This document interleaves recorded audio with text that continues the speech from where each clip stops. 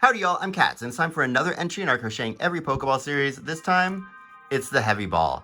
I love this pattern. It's super great for beginners because it's just basic stitches and some pretty basic shapes. But as such, in the video, I really focus on technique so that we can make the best looking heavy ball that we ever darn did see. But real quick, before we get into it, just some housekeeping. If you'd like the written version of this pattern, it's available on my Etsy, which is linked down below. And until the 16th of August, it's going to be on sale for 25% off, making it $1.50, which is a great deal. A little early bird treat for y'all. Also, if this is your first time here, consider liking and subscribing. It really does help out the channel. I'm a little guy, still trying to grow, and I'd really appreciate it. If this is like your second or third time here, definitely like and subscribe. Also leave a comment. I think you love it here, and I love having you. Finally, down below, you'll find timestamps so you can jump to any part of the video that you might need. That's it for housekeeping, so let's get into materials. So yarn-wise, I'm using Drops Paris, which is a cotton Aran weight yarn in the colors royal blue and off-white. I'm also using Yarnsmiths cotton yarn in Aran weight as well in the color black and platinum gray. So for notions, you're going to need your crochet hook. Now, I'm using a 3mm. You will be using a hook that is 2 sizes smaller than what is recommended for your yarn. So for me, this yarn recommends a 5mm hook. I say, no sir, I'm using a 3mm. Then you'll need your snips and some stitch markers. You really only need like maybe 1 or 2. We're not going to go very stitch marker heavy on this one. You're also going to need a darning needle. Now, I do suggest getting a bent one, or if you can get like a curved one, just because it's going to be really helpful for sewing with this. If you're going to be using a straight darning needle, don't worry about it. You just might be a little bit on the struggle bus when it comes to sewing everything down. Then we're going to need some stuffing. And finally, we'll need some sewing pins. Now, the most sewing pins that we're going to use at once is going to be, 19. I would aim to have at least 19. If you don't, no worries. But again, it's just easier if you got them. Okay, but I think that's going to be it for materials. So let's go ahead and get going. Grab your platinum gray yarn and your hook, because we're going to start by making the body of this bad boy. All right, I'll see you there. We're going to start off with the body, which is going to be made in 2 parts. We're going to do the top hemisphere, then we're going to adjust where our starting location is, and then we're going to continue the rest of the body of the ball from there. So materials, just real quick, you'll need your platinum gray colored yarn, your off-white colored yarn, and the black colored yarn, your crochet hook, and we'll need like 1 stitch marker here. Using some scrap yarn is fine. Then some stuffing for towards the end, and your snips as always. Hopefully they don't grow legs this time. Okie dokie. So the top hemisphere, where we're going to start off, is going to be super simple, where it's just going to be working a sphere as normal. You should see it. I'm going to get us started here, and then we will, I'll just show you the end of each round. Okay, so we're going to start with the magic ring. Video up there if you need it. So I'm going to wrap it around my finger, go in, pull up a loop, make sure I don't split the yarn, and we'll chain to lock everything in place, and we're going to do 6 single crochets into our magic ring. And I'm using my yarn under technique, so I'm going in, yarning under, then yarning under and pulling up. Yarn under. This just creates a nice kind of X in your stitch. You see this a lot in amigurumi. For our cases as well, the stitch that it makes is a little bit shorter than when you're using your standard yarn over technique. So you do want to be doing these yarn unders here. It's just going to help keep the proportions of the ball all similar. Okay, so I think that's 6. Let's see. 1, 2, 3, 4, 5, 6. Sure is. So I'm just pulling that tight. And we'll be able to pull it tighter if we need to. And we're going to join this first round with a full invisible join. The video up there, we're going to go over it quickly because this is how we're going to join most of the rounds in the body. So I've got my first stitch of the round, and I took my hook out from the active loop, and I'm going in from behind, from the back to the front of the stitch, just underneath that first stitch of the round. Sometimes it's easier just to reposition everything. Okay. Oop. I did this one really tight. These first stitches always can be a little tricky. If you're having a lot of trouble getting into them, what you can do is not tighten it all the way first, then complete the stitch and then give it a tighten. This just kind of helps a little bit. So now I'm going to put the active loop back on my hook, and I'm going to pull that through. Just like so. All right. So you should have something like that. Now I'm going to pull that tight. And I'm going to pull my active yarn just to readjust this loop so it's only like maybe the same size as our stitches or just a little bit longer. Now I'm going to remove my hook again, and this time that bar that we created when we pulled our loop over, I'm going to go underneath it. So I'm going just underneath that, making sure I go under both parts of that loop. Now I'm putting the active loop back on my hook again one final time. Something like that. Pull that tight.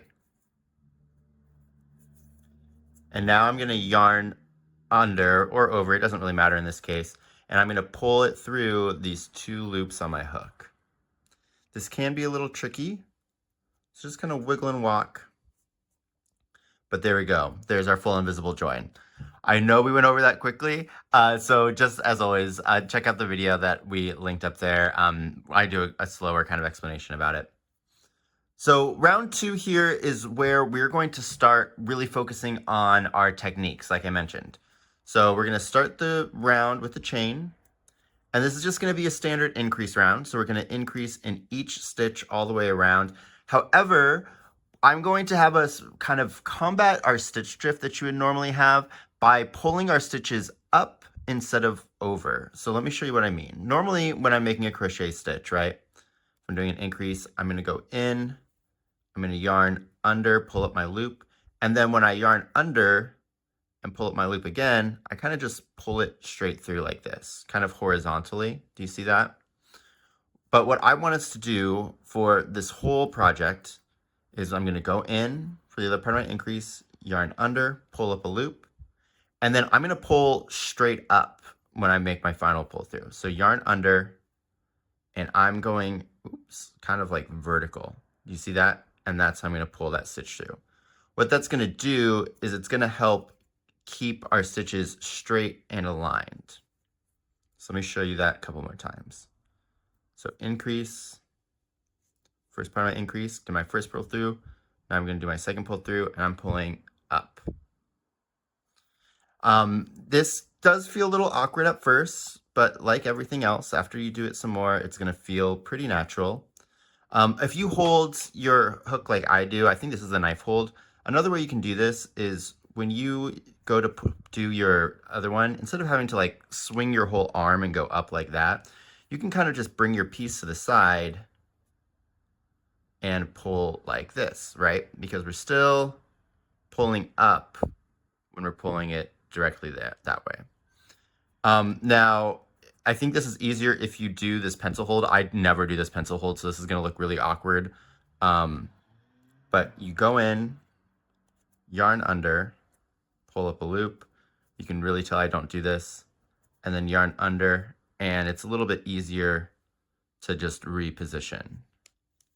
So let me show you that again. I'm going to yarn under, or go into my next stitch, yarn under, pull up a loop, whoop, yarn under, pull up straight. So just whichever way you do it. This isn't too like it's going to make or break this project. I just think that, again, because the shapes that we're working with here are going to be so simple, it really gives us an opportunity to focus on our technique. And I think getting used to making our stitches with this more straight alignment is kind of just a good habit to have in the future. And this is a good time to kind of, to kind of really practice that. So let me see. I'm almost here on my final increase. Perfect. And now I'm going to full invisible join one more time. So I'm going to get myself some yarn. So let's go ahead and do that. Go out. Now this can be kind of tricky to see if you're not used to it. This is our chain at the beginning of the round. This is our first stitch of the round. If need be, you can always count backwards. So I'm going to go underneath that stitch.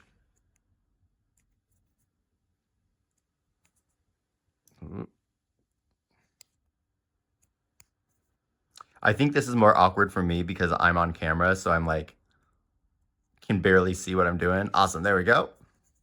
So now put the loop on my hook and pull it through. And pull that tight. Adjust the loop size. Now take out my hook again. Go underneath both of those. Put the active loop back on my hook. Just something that looks like that. Give that another nice tighten. And pull through both loops on that hook. There we go. So there's round 2 completed. So from here on out, I think we kind of understand what's going on. So I'm just going to show you the end of each one of these rounds. Just remember to start pulling up. So let's get going. I'm going to start, round 3. End of round 3. End of round 4. End of round 5. End of round 6. End of round 7. End of round 8. So that's our last increase row. So the next couple of rows are just going to be straight single crochets, no increases. Here we are at the end of round 9. Now for round 10, just a couple of things. It's going to be another round of just 48 single crochets, but we want to use a stitch marker and mark the 25th stitch of the round. Also, don't join the round because we're going to join it in a different way. All right? All right. Okay, so here we are at the end of round 10. So now it's time for us to readjust where our starting location is going to be. So just quick recap, I've got my 25th stitch marked, and all I'm going to do here is I'm going to cut this tail, leaving like, I don't know, maybe 4 inches, what is that, 10-ish centimeters, and we're going to join this using a invisible join stitch. So cut my yarn, I'm just going to pull this through. Now, I think I forgot to say at the beginning, but grab your darning needle, you're going to need it. And we're going to thread this on to the needle. And what this invisible join is going to do is it's going to connect these two pieces, making it look like there's a stitch there. So remember, right here is going to be the chain from the beginning of round 10, this little guy right here. So I'm going to go underneath the first stitch from the back to the front, underneath both loops. Just like that. And then I'm going to go into the top of the last stitch of the round. So there's where we just went through. Now I'm going into the middle and the top of that stitch.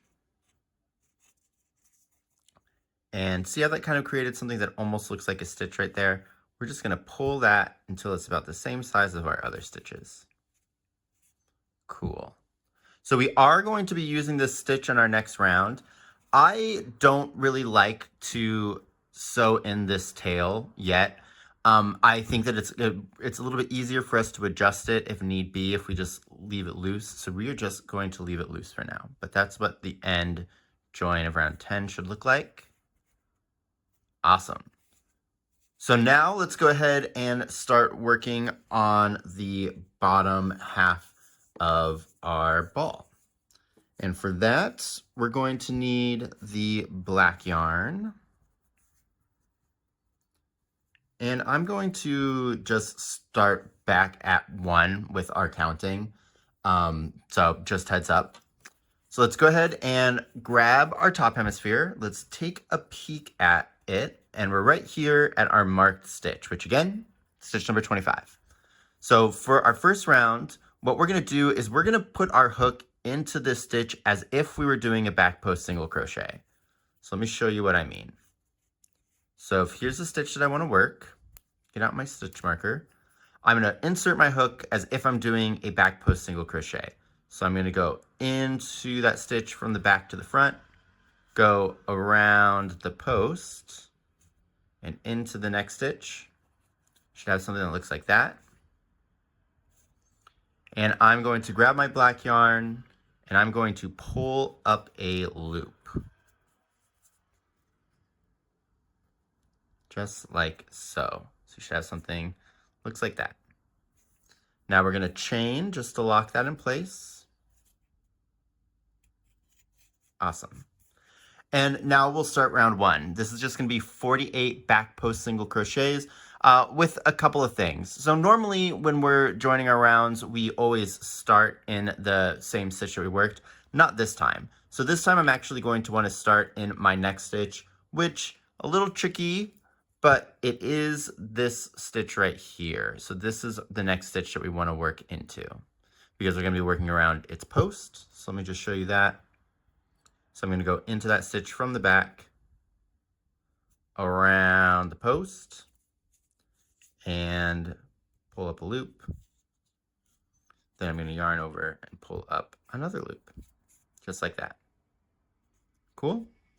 And I'm going to mark this just because we are working in black, so it can be kind of tricky for us to see. It's tricky for me to see right here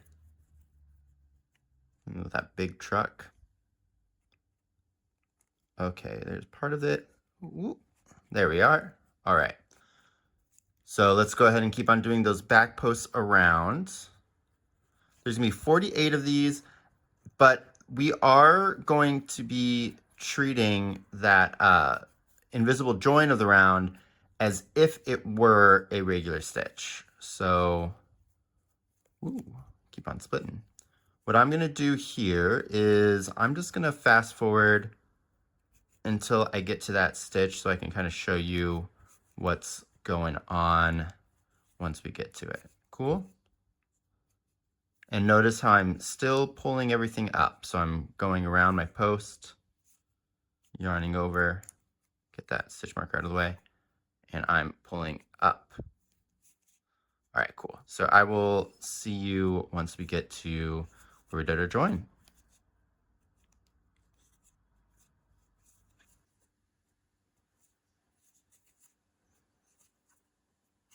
Okay, so I'm a couple stitches away from that join now. So let me complete this one. Okay, so now our next stitch is going to be going around this post, which will be going around this join. So I'm going to readjust my join to be about the same size as my other stitches. So that looks good right there. And I'm going to just kind of pin that tail down with my finger. We'll be able to readjust it a little bit more if we need to. Get this on the hook. All right, so I'm going to go into my stitch and I'm treating it just like normal. So I'm going around the post, under my invisible join, yarning under, pulling up a loop, yarning under, pulling up a loop. Now, if need be, you might need to readjust this stitch, but so far it's looking good for me. So I'm going to go underneath it. It's underneath the invisible join technically. And I'm going to go around the post here and then into that other stitch. And pull up my loop and go. So we should be looking good. I'm going to throw in a couple more of these stitches and we can adjust our full invisible stitch if need be.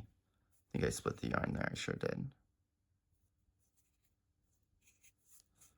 Cool, so let's get in one more and we'll take a peek at what we've got over here. Cool. All right, so here is where our invisible join is. You can see it kind of got a little bit elongated.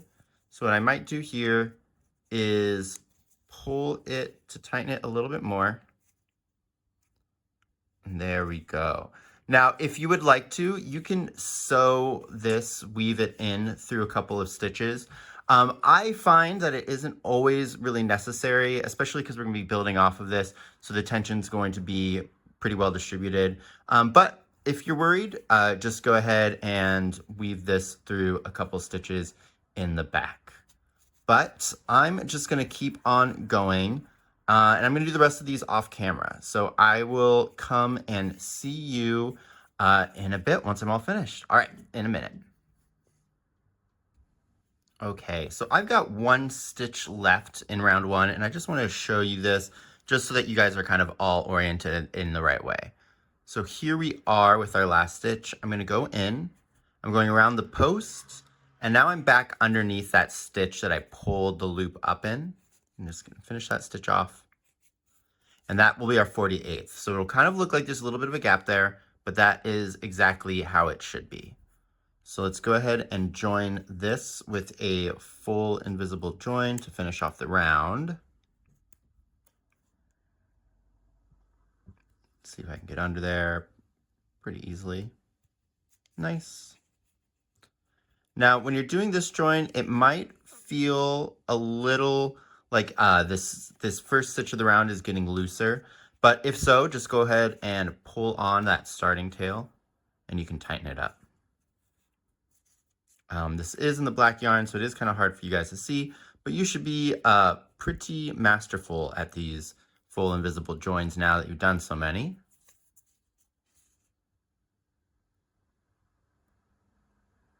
Ooh. Okay, there we go. Now for our next round, we're going to start incorporating the white. So round two is going to be 48 split stitch single crochets. So video up there for split stitches if you need a more in-depth kind of look. I'm just going to go over it pretty quick here. So we're going to start by chaining with our white. All right, I'm going to pull that black down. And then I kind of like to start with the white in my hand just to make sure the tension is good. And we are going to start in the stitch that we joined into. So kind of hard to see on camera. I can kind of see it in person, but it's right here. So I'm going to go in there. I'm going to drop the white colored yarn. I'm going to pick up my black. Whoop. And for my first one, I'm dropping the yarn on the opposite side. So let me actually show you that again. So I'm holding up my white, right? I'm making sure that the tail and the active part of the white is on the far side, or maybe the direction that I'm not working in, on that side of the black yarn. And then I'm going to pick up the black yarn. I'm going to yarn under, pull up a loop. Now I'm going to drop the black yarn and pick up the white colored yarn, the off-white. This time it's kind of going over that black, and I'm completing the stitch. Now we're dropping the yarn like that for our first stitch of the round, just because it kind of helps reduce kind of some bulking that you might get. So let's see what the rest of these stitches are going to look like. So I'm going to go into the stitch. I'm dropping my white yarn. I'm picking up my black so that it's over my white. Yarning under, pulling up a loop. Then I'm dropping the black, picking up the white so that it goes over the black, and finishing off the stitch.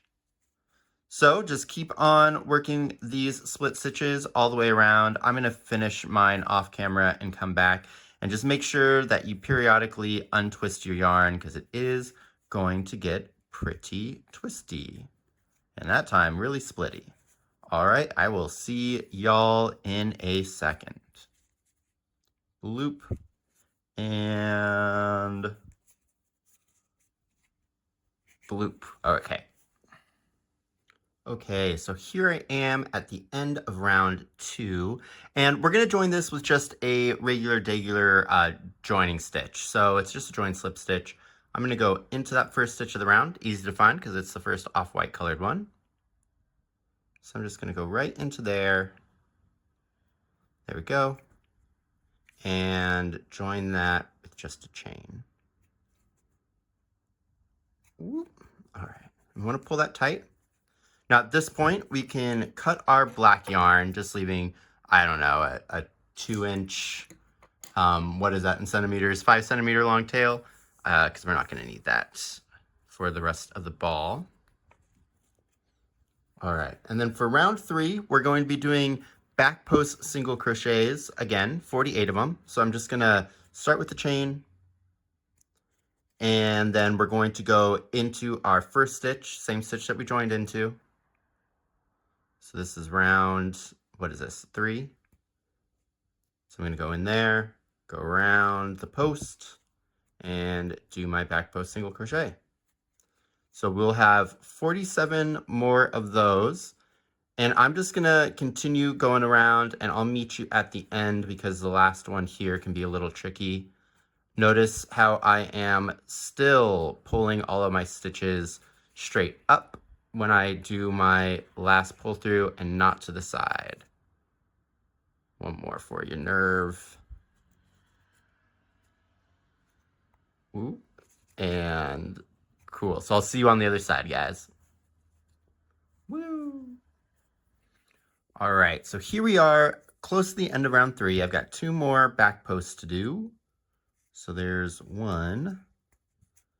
And like I said, this final one can be a little tricky.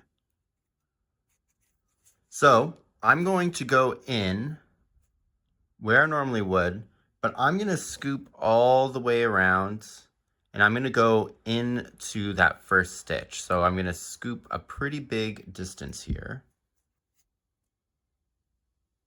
And if you kind of like wiggle your hook around, you can feel that at one point there'll be no resistance, and you can really kind of get back there.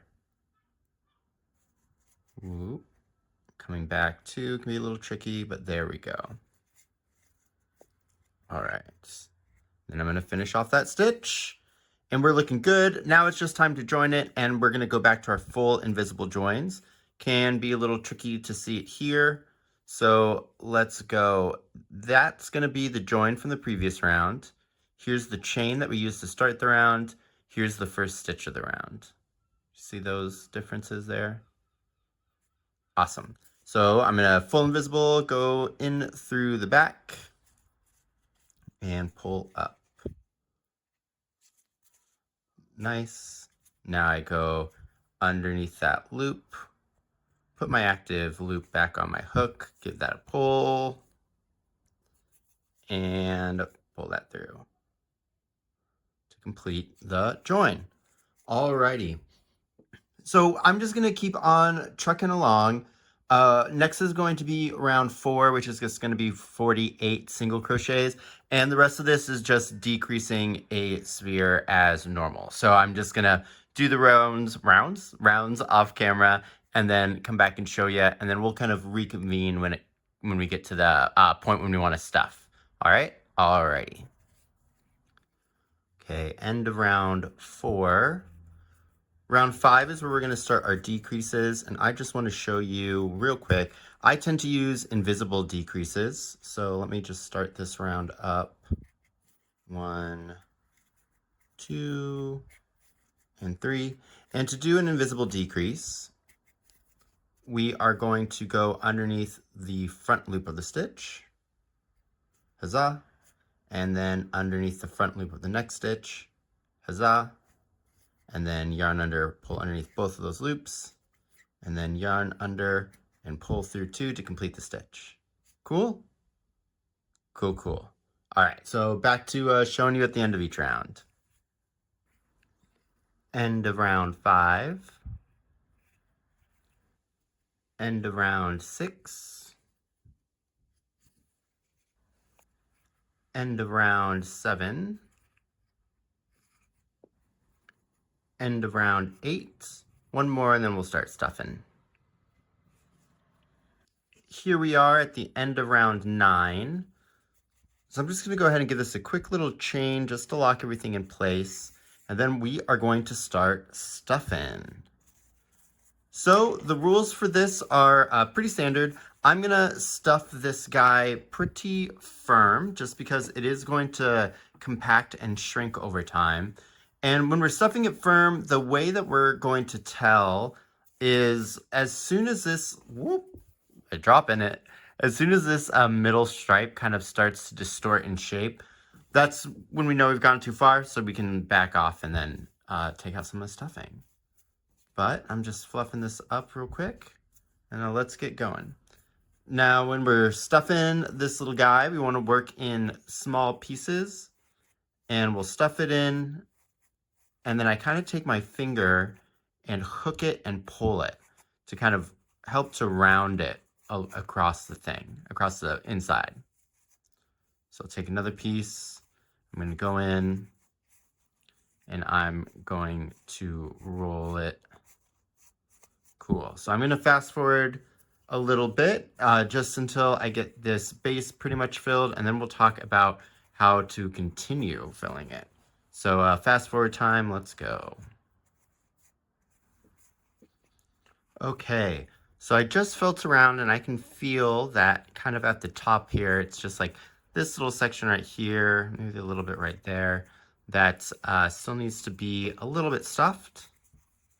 But it feels like we have a good foundation for these walls, kind of like around right here in the ball. So next I'm going to take some and I'm going to just stuff it like directly down and kind of fill out the core. So like this little center area right there where you can kind of see it's a little hollow. Again, we're trying to focus on our techniques, right? So we can make the best, simplest little shape thing that we can.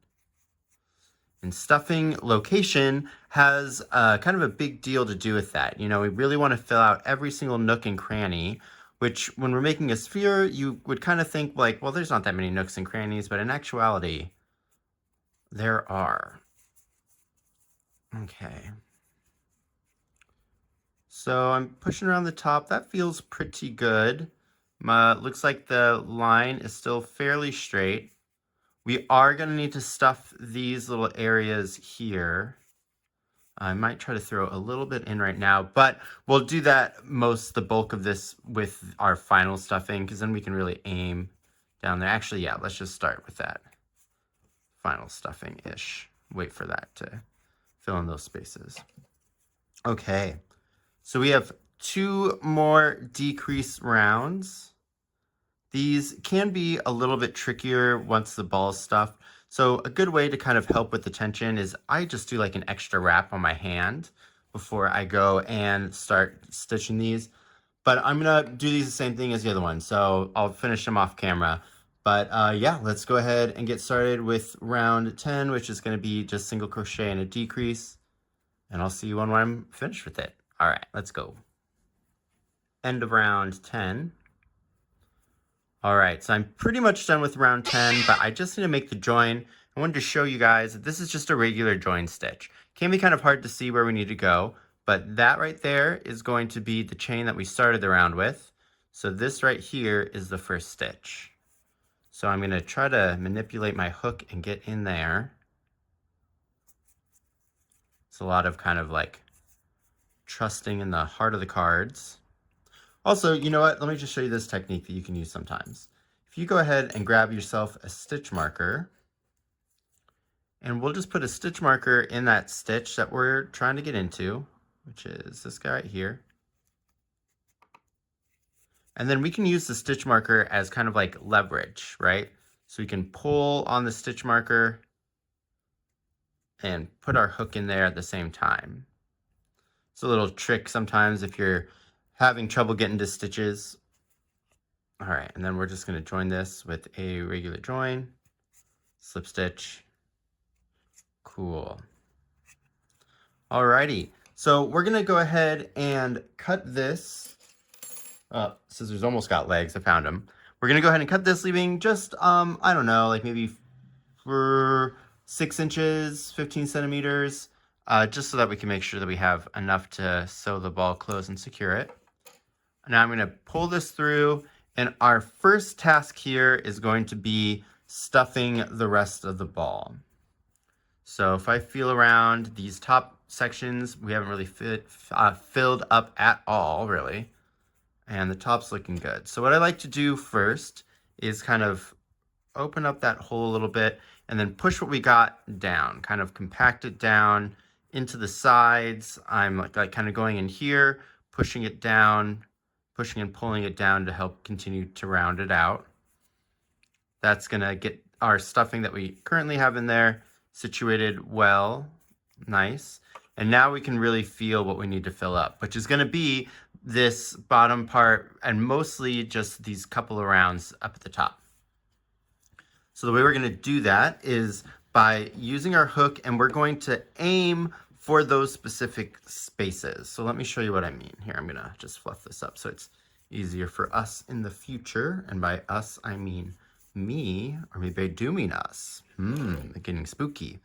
Okay, so I'm going to take a piece of my fluff and I'm going to put it over the hole, and I'm going to take the back of this hook and I'm just going to push it in. You can use a chopstick, anything that you have that's kind of long, but notice that as I'm pushing in, I'm just going kind of like almost completely horizontal. I'm letting the hook kind of guide itself along the tops of these few stitches.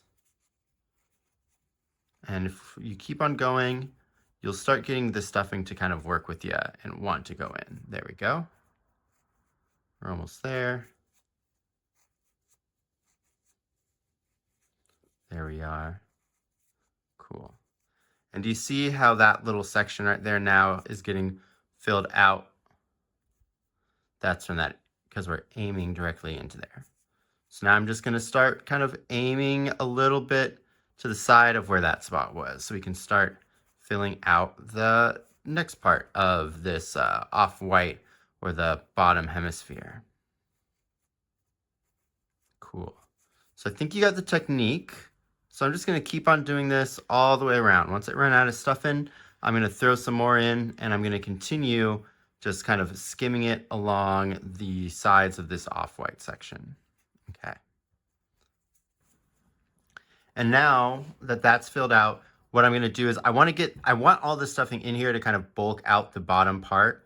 So I'm going to just kind of skim it just underneath around this kind of top lip. The goal here is to get it into position so that then when we go and after we close this and we kind of reshape the ball, this is just ready to kind of expand into that space.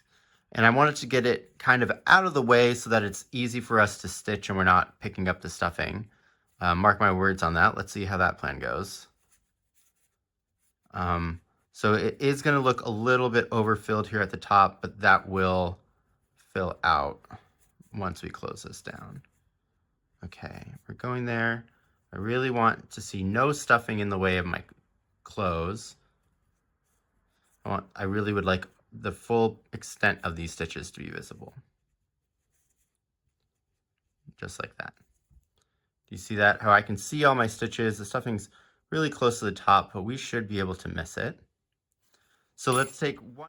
Whoopsies, my memory card got full, but what I wanted to say is we want to just take one final kind of spin around here and make sure that we're happy.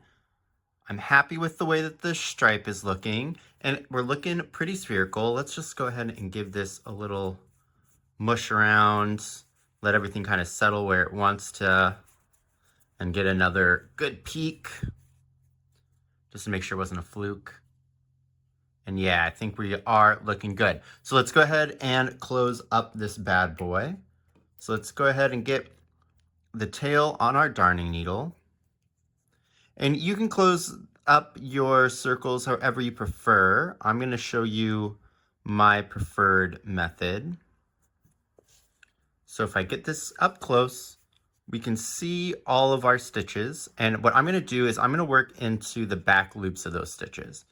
So if I kind of tilt this, I'm going to go into underneath the back loop of my first stitch of that final round. And then I'm going to try to swoop up and go underneath the back loop of the stitch next to it. Now you might need to take this in 2 steps, but it looks like I got it there. And that's going to be my first stitch of closing. Whoop. Cool. Now I'm going to go to the next 2 stitches. So there's a back loop. I'm going to go into there. Then I'm going to scoop up. I'm going to go into that other stitch from the back loop. Got it again. Nice. Work that through. And then we should have one more pair. So it's that one and that one. I'm going to go into one and come up and out through the other. Perfect. Now, when I'm going to pull this tight, I'm going to pull it kind of circularly and radially. So I'm going to try to keep it flat against the ball, and I'm going to pull, then I'm going to turn, I'm going to pull, I'm going to turn, I'm going to pull, I'm going to turn, I'm going to pull. What we're doing is we're just trying to keep this as circular of a close as possible. All right. Now, looking at the top there, it looks a little wonky, but no worries. Our next step will fix that. So I'm going to go into the center of where I cinched, and I'm just going to put the needle into the ball coming out somewhere a good distance away in between two stitches. I don't want to split any yarn, so that looks good. And now we just need to get this out without using our teeth, because that is bad. So let me go, oh, am I going to get it? No, let me go grab my pliers real quick.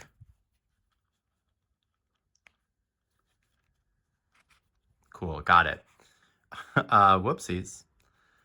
So now when we pull that through, I'm going to give that a really tight pull. Like I'm going to pull it really tight. Do you see it's even depressing itself down? That's really going to hide that final nipple from the way that they get closed down into the body. So let's just reshape it so we can redistribute that tension. Cool. And now you can see we've got a nice flat close right there. All right, so last couple of things we need to do. It looks like some yarn got split on the way, but that's fine. We can bury that inside. You know what? That's probably actually the tail of one of their connection pieces. But what we're going to want to do now is we're going to go into the body right from where this yarn is exiting. And then I'm going to just come out somewhere else in between two stitches. Going to grab that and pull that through. Nice, just until this yarn disappears on this other side. Cool. Nice. Now, if yours got really distorted like me, you can kind of push it back into shape. And then I'm going to do that one more time. I'm going to go in and poke out in a different direction. What this is doing is we're kind of making a little net inside of there that is creating a whole bunch of friction against the stuffing and against some of these other stitches, which is going to make it so that this guy isn't going to want to come undone. There we go. A lot of the things that can make working tight stitches really hard is that the tension from the fibers is kind of catching on each other. And so we're using that same kind of principle here in order to make sure our tail doesn't come out. So I'm going to give that a little bit of a tug and then snip it pretty close to the body. That should make that tail disappear back in. And then this guy right here, I'm just going to use the back of my needle to try to push it back in there. Yeah, I think it looks like it's the tail from one of our pieces that's inside. But there we go. That's all happy. So now we can go ahead and give this a final kind of twirl and reshape. If you would like, this would be the opportunity where you would hit this with some steam to do like a little pseudo blocking, but a lot of the times when we're working in spheres, I don't think that's entirely necessary. If you do have kind of wonky tension, you might want to consider doing it, but we should be fine. But there we go. So we have the base of our ball. It's looking nice. It's looking spherical. If we look real close back here with that little bump, that's how we know that that's where our invisible join was. And oh, we got some like black fluff right there. Have to clean that up later. And then here in the front, it's a lot cleaner looking, right? We can't really tell from the top, but if we get really, really close in here, we have this little kind of nugget. And that's from the join from our front. And then here is our invisible joins going down. But they're pretty much invisible when you look at it like this. So that is the body all completed. Let's go ahead and move on to the button. So I'll see you there. Whee! let's get going on the button. So material wise, we're going to need our off-white colored yarn, our black colored yarn, our trusty crochet hook. You'll need a stitch marker, your darning needle, and then your little snips. So the button's gonna be pretty easy. We are gonna be doing some split stitches at one point, but nothing too major. We're gonna start with this off-white colored yarn, and we're gonna start with a magic ring. So I'm just gonna put this on my finger, and we're gonna put 6 stitches in this magic ring, unsurprising. So chain to lock in the ring, and then 6 single crochets. So there's 1, 2, 3, 4, 5, and 6. Alrighty. So let's go ahead and tighten that up. And we're going to join this first round with a full invisible join stitch. So I'm just going to make that loop a little bit longer. Come in from the back as elegantly and quickly as I can. Elegant, I don't know. Quick, I don't know. Perseverance, definitely got it. All right, so I'm going to put the loop back on the hook. Pull that loop through. Pull everything nice and tight. Now make that loop smaller. Pull that out. Ooh, it's almost disappeared. Go underneath the 2 loops. Put that loop onto my hook, maybe. Yeah, we made it. All right, and then give that another tug to tighten it and pull through. Okay. Whoop. There we are. And as you can see, like my starting like little, what would you call that? The little pucker where I pulled everything close together, still a little open. So I'm just gonna give that starting tail a little bit more of a tug to kind of close that off. There we go. Now we're looking nice. So this next round is just gonna be a round of increases, but get your stitch marker ready because we are going to need to mark the 5th stitch in this round. So round 2, I'm gonna start with the chain and I'm gonna just work increases all the way along. So that would be 6 increases in total. So there's 1. I'm still pulling my stitches straight up. So there's my 2nd increase for a total of 4 stitches. So I'll need to mark my next one. So here's my 3rd increase, 5th stitch. So let's go ahead and throw our stitch marker in there. And then we'll just finish off these increases in this round. Cool. All right, got a little bit more yarn for me.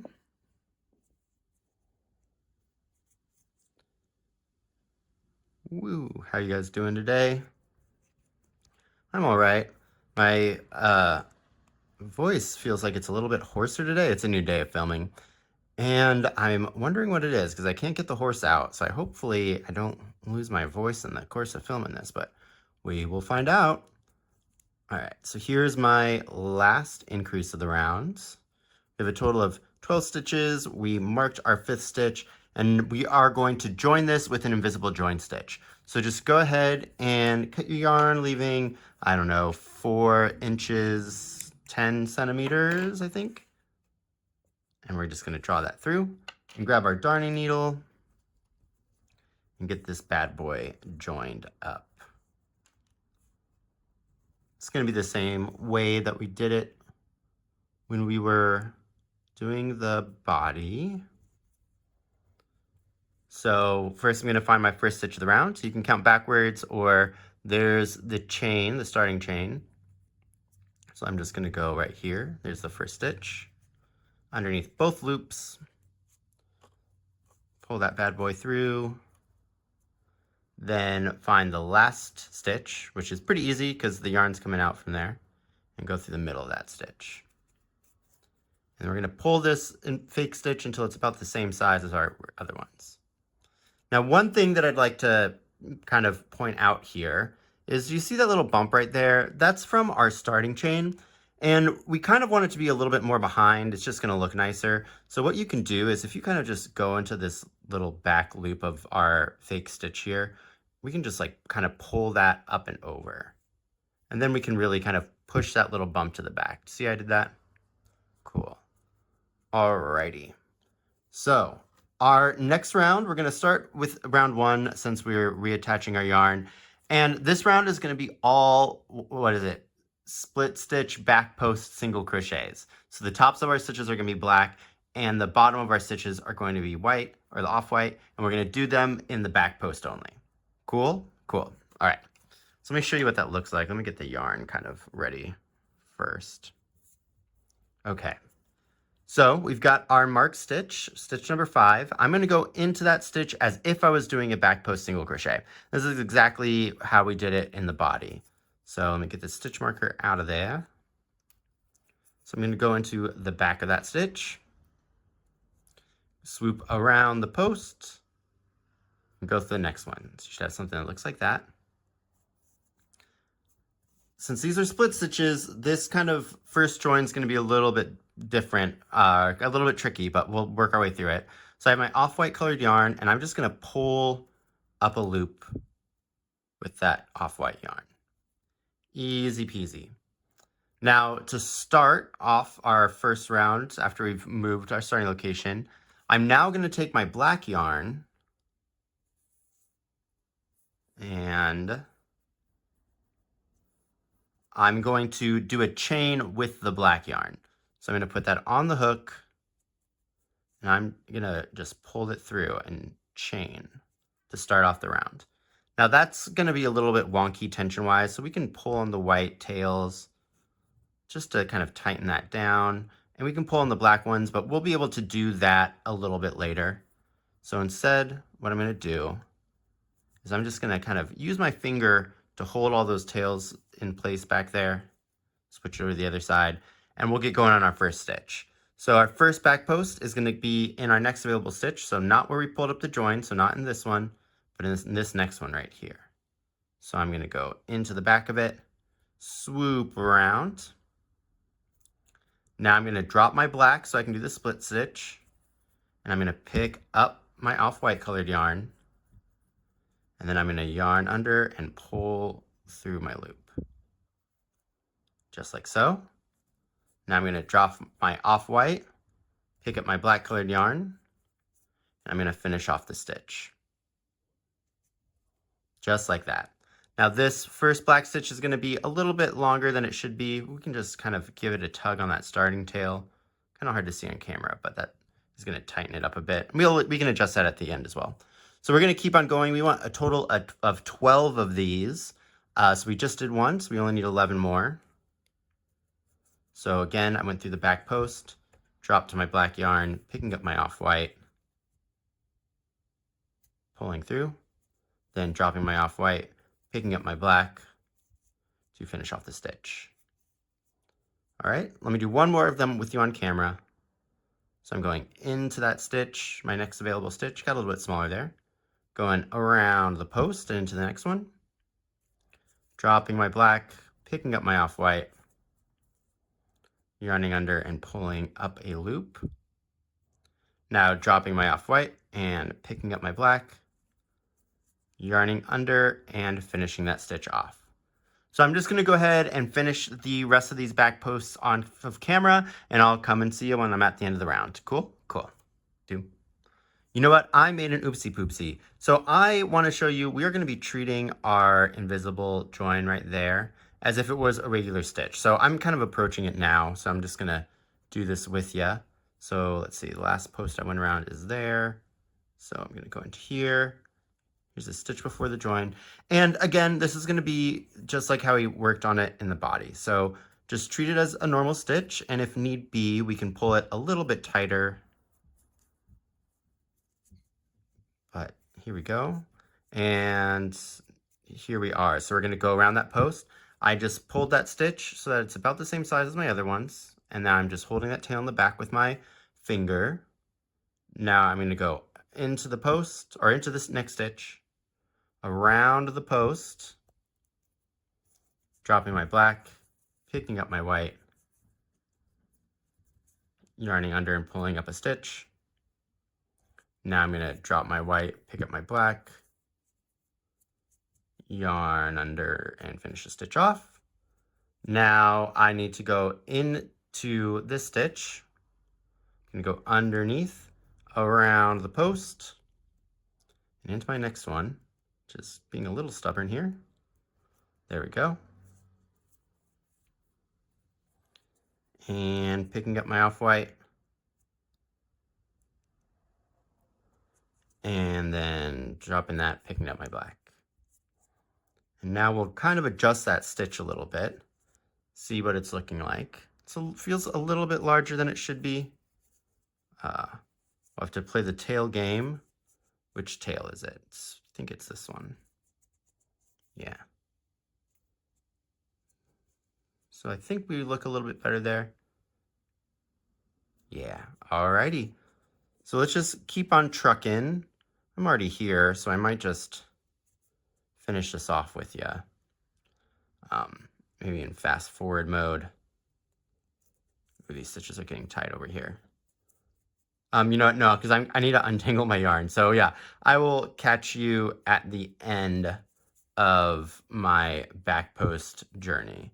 All right, yeah, just wanted to catch that up with you guys real quick. But yeah, I'll see you at the end.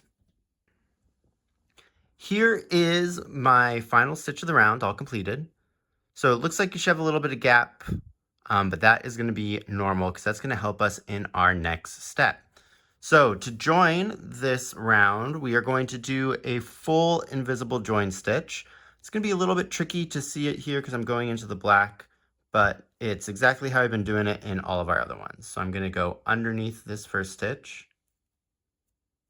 And this might be a little bit tricky, but we're good.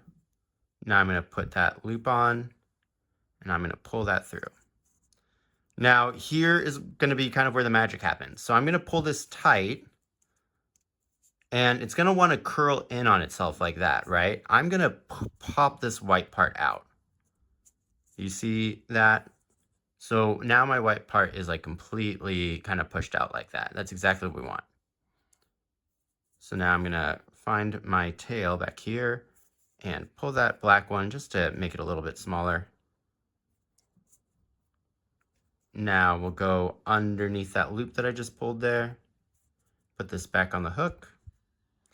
And now when we pull it tight, I really want to give it the business and I really want to pop out that white part. So I just pulled that pretty tight. You can see that from the front over here. Now I'm going to just grab that black and I'm going to pull it through. There we go. So let's go ahead and cut that off-white yarn. We're not really going to need it, so just a 2-inch 5 centimeters should suffice. Get this little mess out of here. And let's take a peek at what we got, just so that we're all on the same page. Something looks like this. If this little area up here is kind of messing around with you, don't get too caught up on it yet, because it should go down when we stitch around it, but we can always adjust the tails in the back a little bit later if we need to. But let's just keep on going with our second round. This is going to be the last round of us actually building the button, and it's just going to be a standard increase. So we're going to do a single crochet and an increase all the way around. So I'm going to chain one. It's going to be hard to see where I need to start, but it's right there. Oh, that split really bad. Okay. So there's one. Increase.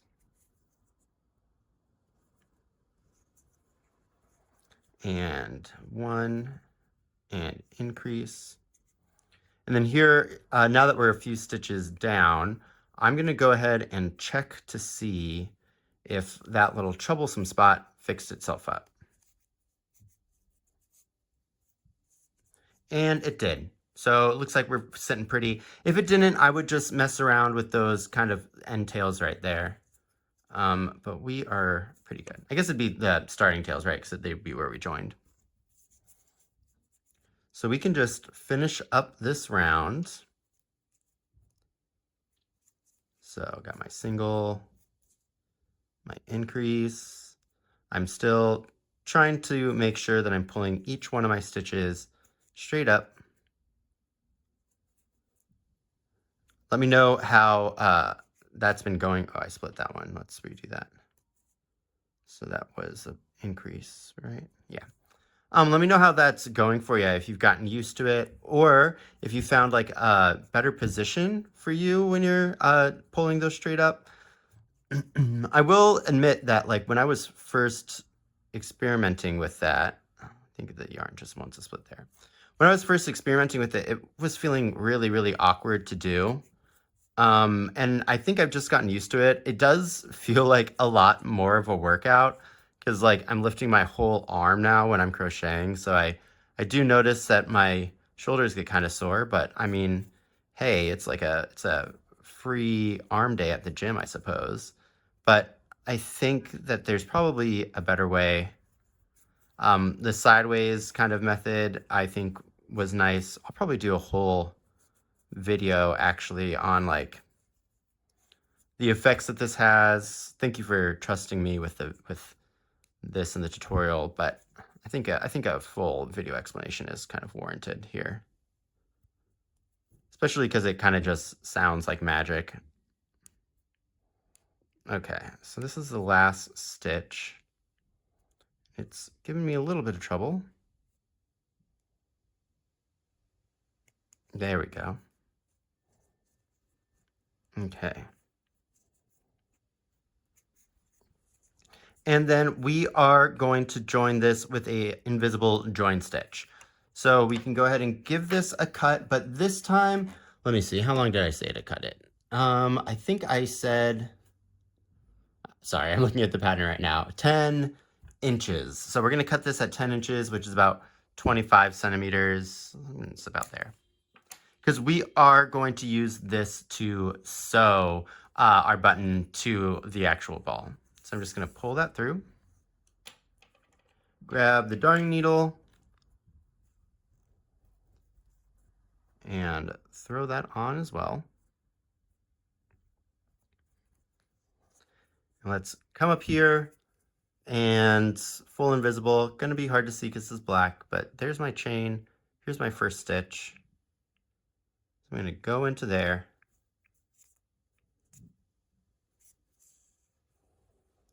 And then I'm gonna go into the top of the last stitch of that round right there. And then just pull that so it's about the same size as my other stitches. And then I'm gonna pull it forward too, because I don't know if you can see, but I can see that it got caught on that little starting chain. So I'm just gonna give that a little jog forward. Cool. And there we go. There is our button looking really nice and neat. So we're all pretty much done with our black and our white yarns. So we're gonna go ahead and get this sewn on to the body next. So let me get set up for that and I'll see you there.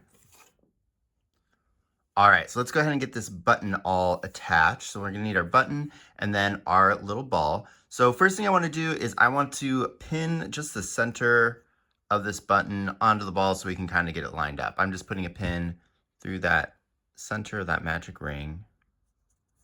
Nice.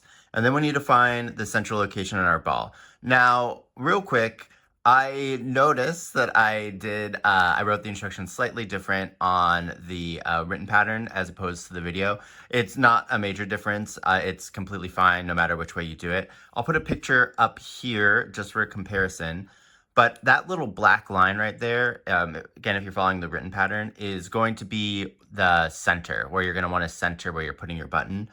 On us, take that away real quick, that we're just following the video, it's going to be a little bit harder to find it, but if we can kind of find the back, because that's where we're going to have this little jog from where our invisible stitch is.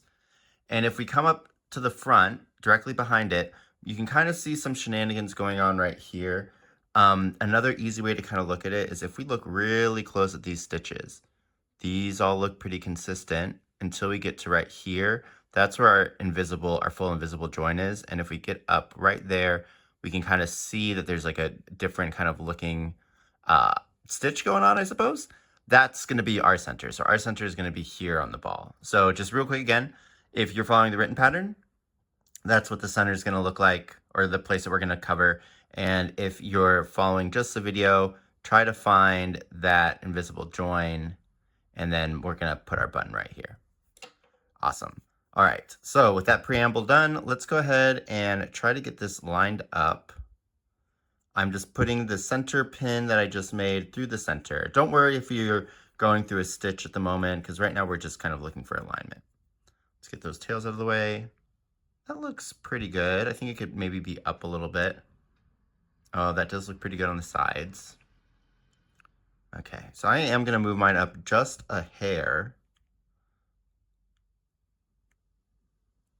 and see what that looks like.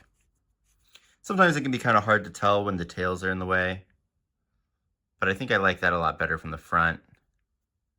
And we're still groovy on the sides. Okay, so now we're going to actually pin the rest of it. I usually like to have my starting tail for what I'm going to sew with kind of be angled towards the bottom, but that's not super important.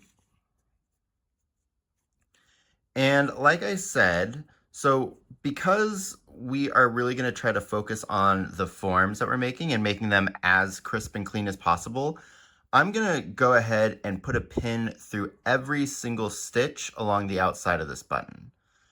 You do you, but I think this is going to really help us be able to kind of position everything in a way so that we can make this that's still looking a little angular look really, really straight. So I might adjust the volumes on the levels for the image to try to help you guys see this a little bit better. But I'm just going to pick a location and I'm going to start pinning, and I'm going to kind of start pinning at these apexes. This is like the first one I want to do. So I'm just going to go behind one of those stitches and see where that kind of sits on the ball and go into the ball in like a space. Let me get those tails out of the way. Like I don't want to go like through a stitch, so I don't want to go like right here through a stitch. I want to find the closest space, so like maybe like right here, this little corner. Ooh, focus. Maybe. Yeah, so like that little corner where all those stitches meet, there's a space right there. I'm gonna put my pin in there. And yeah, that looks like that'll work. And now I'm just gonna go over to my next kind of point part. So like there's a little point there. I'm gonna put a pin in there. And now is where we can kind of manipulate. So I have one more stitch in between. And do you see how this is kind of flat? I'm going to put my pin in here and I'm going to see if I can find a stitch that's slightly higher that I can go into. So like maybe this space right here. And I don't know how easy that is to see with those pins in there, but it does kind of round it out a bit. Cool. So I think that's a pretty good explanation. I'm just going to continue going around. Looks like there was another stitch there, but that looks good. Okay. I'm just going to off camera continue going around and pinning this all in place, and then I'll come back and see ya. Okay, so here I am with my button all pinned. Now remember, none of these pins are written in stone. We can always change it now or as we're going along, but I just want to take a quick look, and I think we've done a pretty good job. I got my tails out of the way. One thing to double check to make sure, since it can be hard to see with the black yarn, that you have all of your stitches pinned down. You should have 19 pins. That's 19 pins around the outside. And that's going to be because we did that invisible join. So that invisible join added like a fake stitch that we're treating as a real stitch. But as we are looking good, I think it is time for us to start sewing.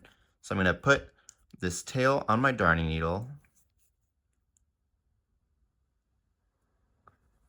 And then we're going to get up here. And it's going to be kind of hard for you to see. It's kind of hard for me to see too. But it looks like our starting tail is right underneath this pin. So we're going to be sewing this using the flat basic method.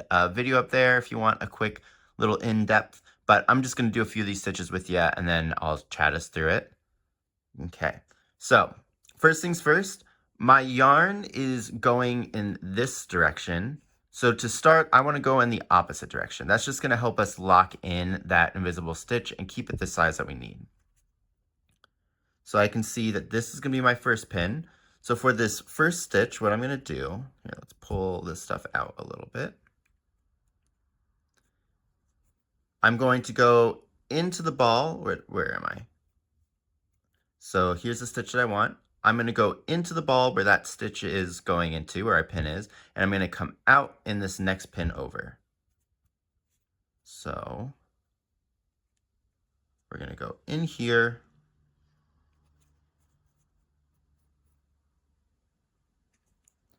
And sometimes you can pop out when the pins are still in there, but 9 times out of 10, it's easier to do it when the pin is not in there. Okay. So I went into the ball over a stitch.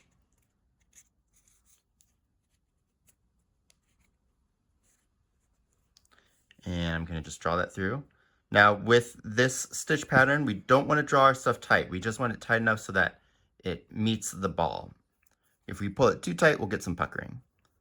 So now I'm going to go into the stitch that is right underneath here. This is so hard to see for you guys, but we're going underneath both loops of the stitch on the button that we just pulled that mark out of. Cool. Now I'm going to go down into our next mark stitch and go down into the body too, and then come out at the mark stitch next to it. So get that pin out, go underneath both loops, go into where that pin was marked, which I think was right there. Yeah, okay. And then I'm going to pull these out just so that I can kind of get under there. This is going to be one of those instances where using a bent needle like this one, or if you even have it, a curved needle would be best. Okay. So this is going to be a little tricky. So I think what I'm going to do here instead is I'm going to go underneath both loops just so that we can get that through. And then I'm going to go underneath where this was marked. So now I'm going to go into the mark stitch, which there's right under here. Right? Uh-oh. Uh-oh, I lost it. It's okay. It's showing you how these aren't in stone. So it's this stitch right here, and then I'm going to come up through this next stitch, right, that I can see.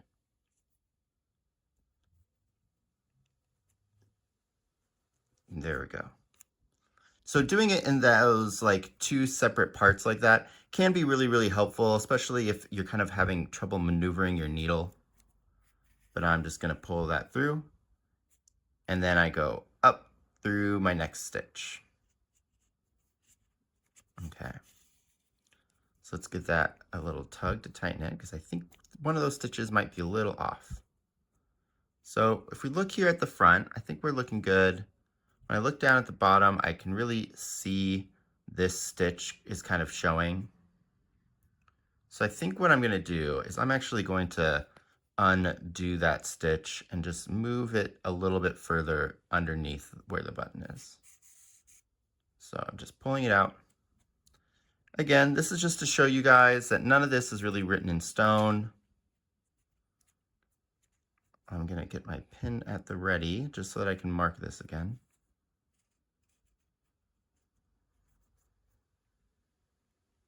Cool. All right. So let's get this back on here. Alrighty. So we're back on. I made my first stitch right here, which kind of felt like it was kind of too far out. So I'm just going to go like directly below it, behind it, just a little bit lower, and then come out like that. See if I like that better.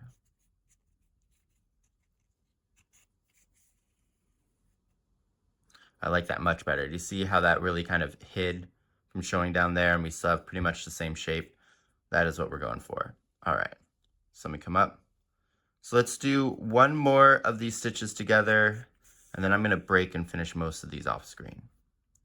Okay, so when we're at the top of the button, I'm going to go over down into my next stitch, which is marked, into the body where it's marked, and then over, come out of the body over here where it's marked, and then back up through this stitch. So I'm basically going whoop, That's going to be our flat basic method for sewing.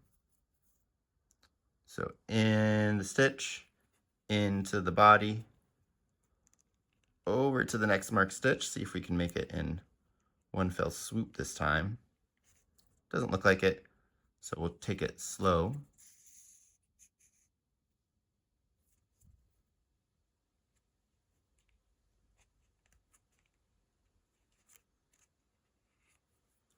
Cool. Over through the body. And then up through that stitch. We just pulled out the pin. Notice here too that this one isn't like perfectly in the middle. That's okay. You know, when we were making it look round when we pinned it, there's going to be a lot of instances where we kind of zhuzhed around where our pins are actually sitting. So we've got some kind of space to wiggle with. But that's it. So I'm going to continue around until I get, I don't know, pretty close to the end, and then we'll deal with the tails and I'll finish everything off with you guys. So yeah, see you in a minute. Oh, real quick though, when you're working and you're going around where we have these upturned stitches from those, what were they, back post single crochets, they can be a little bit tricky to work around, so just take them really slow, and if need be, you can go underneath like these top two instead of going fully underneath the stitch. Just something to think about. But yeah, I will see you once I'm almost at the end. Alrighty, so I'm almost here at the ends. So what I want to do is I want to deal with these tails, and we're just going to push these tails in between the button and the body. So let me just probably have to take these out, and then we'll just put them back in. And we don't really need to stuff the button at all. The middle part's going to push out by itself a decent amount. So I might actually trim up these tails just a little bit. Huzzah. Cool. And then I'll just use the back of my hook to shove them in there. Go on, get. This is a good opportunity to kind of look at how our stitching has gone. Did we manage to make everything a little bit rounder? And more or less, I would say, like, it's looking pretty good. We still do have a little bit of a flatness to it, but that's kind of just the nature of the beast. All right, so let's go ahead and get these stitch pins. I always call them stitch markers. Where am I? These pins back in here. I should have 3 left to go. So there's 1.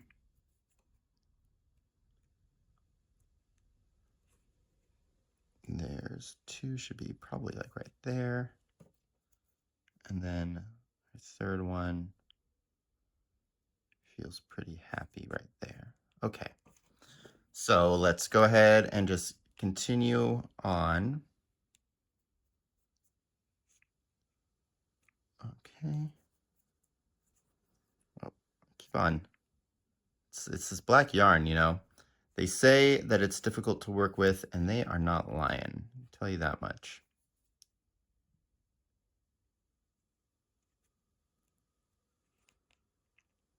I mean, like sometimes I think with the black yarn, it's easier to work with if like you're in a super, like not really, really bright, but like kind of shaded place. You know, there's like a happy medium. There we go. But actually brought the pliers this time.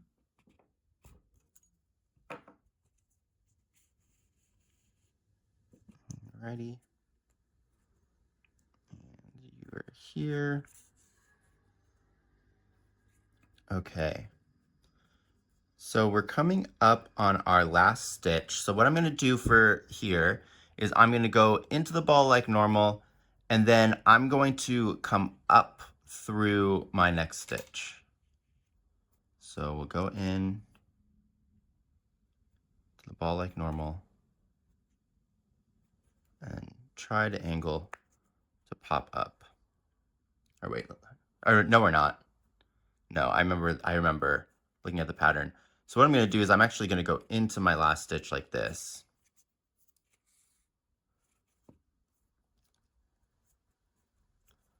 And then we're going to go down into the body.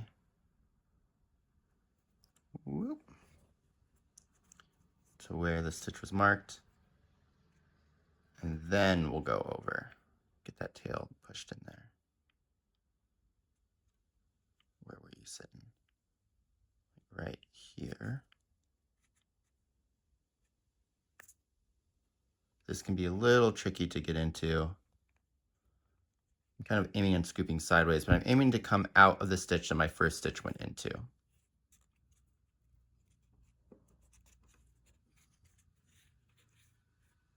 Cool. So let's take a peek, see if we like that. And yeah, I'm pretty happy with that guy. So now what I'm going to do is I'm going to take my yarn and I'm going in between the body and the ball. Do you see that? And then I'm going to angle down to find an easy place for me to kind of just push my needle through and then kind of just like bury our yarn as we normally would. So that can take a little bit of finesse. Let's see, did I poke through? Is that a space? No, that's the center of a stitch. That's the center of a stitch. That is a space. Cool. So I'm just going to pull that through. And when we get this through, we don't want to pull it super tight, right? We want to kind of keep it like how we've been keeping our tension on all of our other things. And then I'm also going to go in here and kind of pick up the button and pull the button over. That's just going to help kind of hide that. One thing when we're passing the needle underneath is we don't want to go like around a stitch that we've placed, right? We kind of want to just go skim right through. If we go around one of the stitches that we've already made, it can have a tendency to kind of pull it towards the front so that it's a little bit more visible underneath here. You'll still get a little bit of a bump just because we have an extra stitch coming out there. But if you then go around and go in, that bump will be a little bit more pronounced. But let's go ahead and bury this one more time. And then we'll be done attaching our button. Okay. So go in and bury it one more time. Just until this disappears. Perfect. Now I'm gonna just push this down and pull on my tail a little bit. Just give it some tension so that it will snap back into the ball. And then we can reshape this around. And there we go. So we've got our button attached. It's looking good. And I think we did a pretty good job of keeping it round. One thing that we might do here is like, we got kind of like a little flat part right here, is we might just go ahead and hit it with some steam and then try to just like block those pieces inward. That's always an option, but I'm not too fussed. I think it'll look good. But anyways, sorry, got distracted. Let's go ahead and move on to making the domes now. Dome time. Let's get going on those domes. Domes are going to be pretty easy. Materials-wise, we're going to need our royal blue colored yarn. We'll need our crochet hook, some snips, a darning needle, some stuffing for later, and then also some pins for later. For attaching it, obviously. All right, so let's get going. We are going to start with the small domes, which are going to be pretty simple. So we'll do round one, which is just 6 single crochets into a magic ring.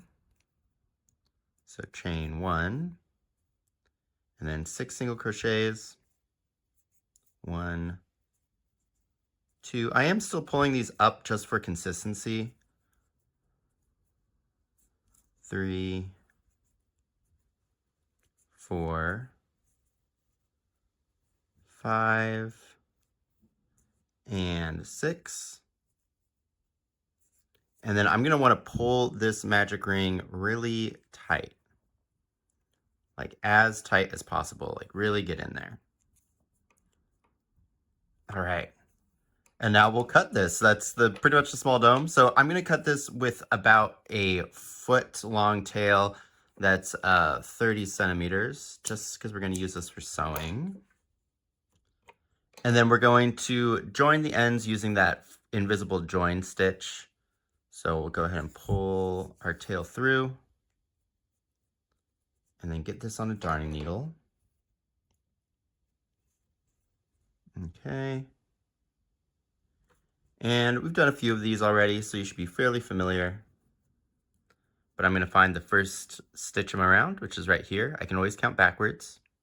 I'm going to go underneath both loops. Now, because we pulled this really, really tight, this might be a little bit hard to get into, so I'm going to take this in two steps.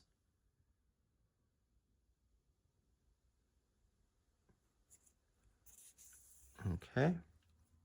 And then I'll come to this other side and go through the middle of my last stitch of the round. And then pull this until it's about the same size. Cool. And this is where that little guy really wants to come and say hello. So we are going to just plop that over. Cool. And then again, we're going to give this another tighten back here. We really want to keep this tight, and we don't have those other stitches to kind of help us with that. So I'm going to pull it. If your yarn is particularly slippery, you might want to actually go into the back and work a couple of, like, weave this in between some of the stitches, that starting tail, just so you know that lock's going to stay in place. I really haven't had any trouble with it, but if you're worried, that is an option. Okay, so I'm going to just pull this yarn one more time over that starting chain. Brilliant. Cool. So that is your small dome done, little guy there. So go ahead and make one more of those. We should have two in total. And now let's get going on the larger domes. Now the larger dome, also going to need two of them. And these ones are going to be a little bit more involved, but it is essentially just making circles. So I'm going to start with a magic ring with 6 single crochets into it. I'll do the magic ring with you guys, and then we will break off, and I'll just show you the end of each round. Okay. So there's 1, 2, 3. Here's a little trick. I've probably seen me do it, but I don't really have that much of that second tail to work over, so I'm just going to pull it through now, just a little bit. 4, 5, and 6. So now I'm going to pull that tight, not as tight as the other one. We can tighten it after we make our join. And we're going to join this with a full invisible join stitch. So 1, 2, 3, 4, 5, and 6. That guy is pretty small, so you know what I'm going to do? So I'm actually going to take my darning needle and get underneath there and really just push that bad boy through, just to kind of help us get it a little bit looser. You've seen me use tutors before. I think that using like tutors to elongate stitches is one of those things that a lot of people kind of don't think of, but why struggle working your stitch when you can, you know, we have a tool to make it easier. Working smarter, not harder. But yep, just pull that loop in from the back, full invisible joins. You've done a lot of these by now in this pattern. Pulling that tight and going down, pulling it through. Cool, so I'm gonna show you the end of the round. We're just basically doing 2 rounds of standard increases staggered for a circle, and then we'll do a straight round. But that is the end of round 1, and I'll catch you at the end of the next few. End of round 2. End of round 3. Okay, so that's pretty much round 4. So that's all 18 of our single crochets. And then we're going to join this again with an invisible join. This time though, we're going to need about like 16 inches, or what is that, 42, 41 centimeters for sewing. So I'm just going to cut that and pull it through. Whee! Let's go ahead and do our invisible join. Okay. So I'm gonna go through the back loop. Don't want to split the stitches here, so be very mindful of that. Cool. And then I'm going to go through the middle of that first loop and then give that a tighten till it's about the same size of our other stitches. And there we go. So that's going to be our large dome. So go ahead and make one more of those large domes. So you'll have 2 large ones and 2 of these cute little small ones. Yay! And then I will meet you in the next section where we'll get these bad boys attached. All right, let's go. Let's get those domes attached. So the first thing that I want to do is make sure that my ball is in the most spherical shape that it can be in, which that looks good. And then now we want to get all of our domes pinned onto the ball just so that we can get kind of like a good look at where everything's sitting to make sure our alignment's good. So to do that, first off, I'm going to take all of my dome pieces with the right side facing me, and I'm just going to put a pin through the magic ring, the center of it. It's okay if it's slightly off kilter, but we are really trying to go into the space there, just because that's going to be the most center point of each one of these domes. And we're trying to align them using the center. On these large domes, same thing. We're going to have the right side facing us, pin through that center ring. Okay, perfect. So now it's time for the placement of the domes. I'll put the instructions up here for you. So we'll start with the small ones, and what we're going to be doing is we're going to be counting our stitches and then our rounds. So for our small ones, going to the right of the, what is this? The button, there we go. We want to look for our first fully visible stitch. So there's my first fully visible stitch. I can see the full kind of X shape that it's making. And I'm going to count 2 over. So 1, 2. I want to put it in between the space between the second and the third stitch. And now I want to go up 2 rounds. So 1, 2. And go in between the space in between the second and third rounds. So second and third stitch is here. Second and third round is there. I want my pin to be right there. Okay. So let's get the large dome on this side attached to, and we're going to follow the same kind of rules, but just in a different location. So this time we want to find the space in between the 9th and the 10th stitch. So there's 1, 2, 3, 4, 5, 6, 7, 8, and 9. So there's a space in between the 9th and the 10th is right here. And I want to go up to the space between the 4th and the 5th row. Or round. So 1, 2, 3, 4. So there's the 4th and the 5th, the 9th and the 10th. So I want to go right here in the middle. Perfect. All right. So now let's go over to the other side.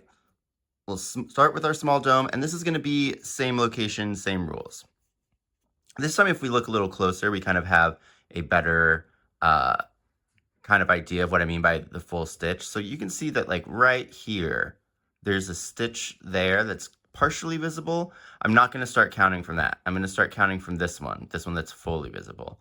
So 1, 2, there's the space between the second and the third. Then 1 and 2, here's the space between the second and the third. I'm going to go right in there. Okay, nice. And now large dome is in a slightly different location on the left side. And let me show you why real quick. If we look really close here at these like spaces, let me grab something a little bit better to point with. At like these spaces right here that we're trying to put our pin into, if you kind of look and notice, can you see how this kind of like starts curling up to the top right like that? Do you see that ever so slightly? Yours might be more so or less so depending on how your tension works, if you pulled your stitches straight up. But because of that, we're actually going to go further out because once we count up, it's going to bring the dome closer in. That's peek behind the curtain. You don't really need to know all that, just if you were curious as to why this is like this. All right. So this time we want to go in between the 11th and the 12th fully visible stitch. So there's 1, 2, 3, 4, 5, 6, 7, 8, 9, 10, 11. So here's that space between the 11th and the 12th. We can see how it's kind of curving up. And now I want to go still in between the 4th and the 5th round. So 1, 2, 3, 4. So 4th and 5th round. So I'm going to go in right there. Hard to see in the camera. Real quick too, if we kind of point out, do you see how, let me just put that in there so it sticks. This stitch right here looks a little weird. That's because that's one of our increases. So just work around those, no worries. Should be kind of looking a little wonky right there. Okay. So now we have both of the domes in. I kind of like to make sure all the tails are pointing in the same direction when I'm going to be looking to see how even everything is. Just because, I don't know if this happens to you, but my eye kind of gets distracted by them sometimes. So I like to pull them all down, and let's take a peek.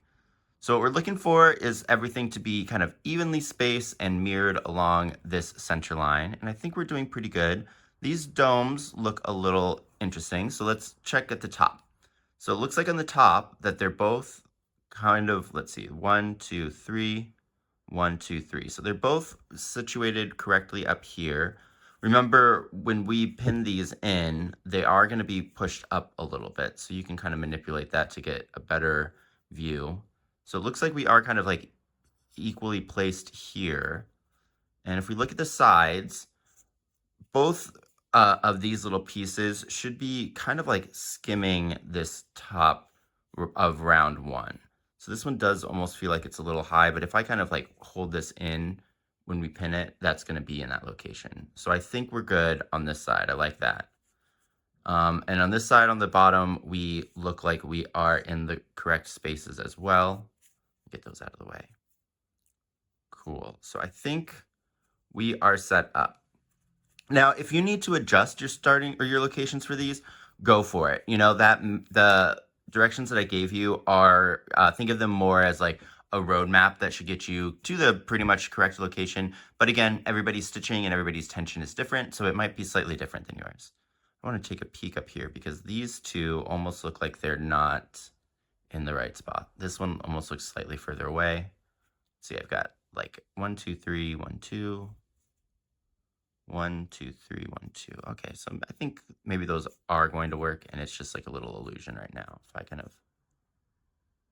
yeah, no, okay, cool, yeah, so we're good. Alrighty, so now it's going to be time for pinning down. I like to start with the small ones first, mostly just because like they don't take as many pins, and if I have these ones set up correctly, I think it's easier to kind of judge where everything else needs to go.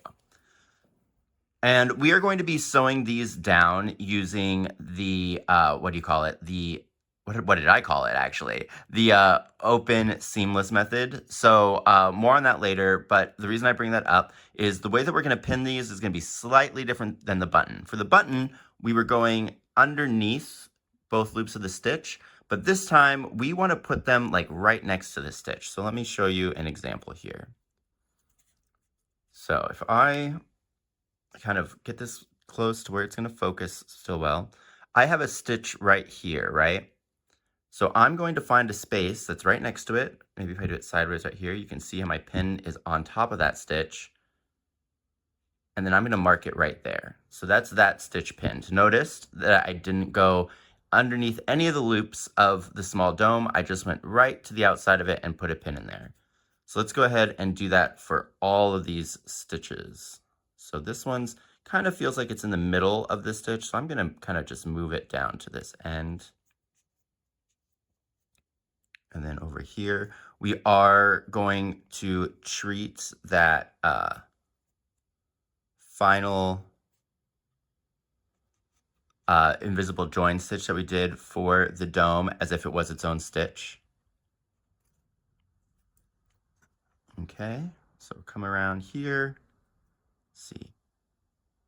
Also with this, if you might be tempted, because if you're just like skimming it, that we would go and we'd put the pin in like right here. But notice that when the pin's actually straight out, do you see how far away that actually is from the dome? We don't want to do that. So when in doubt, find a stitch that's like slightly underneath where your stitch is. So like for this one, even if I do it sideways, it's kind of hard to see, but I'm going to go actually kind of like underneath where the stitch is. I'm pushing down with my pin and putting that into the space right there. Again, these are going to be kind of like a 3D object. So in most cases, the stitch that you're going to want to mark to be sewn into, you really want it to be kind of more so underneath than further out. Idealistically, we would be able to skim it like this one and just go directly in, but that's not going to be the thing in all cases, hence idealistically. Okay, so let's get these tails out of the way. Leave this one over here for now.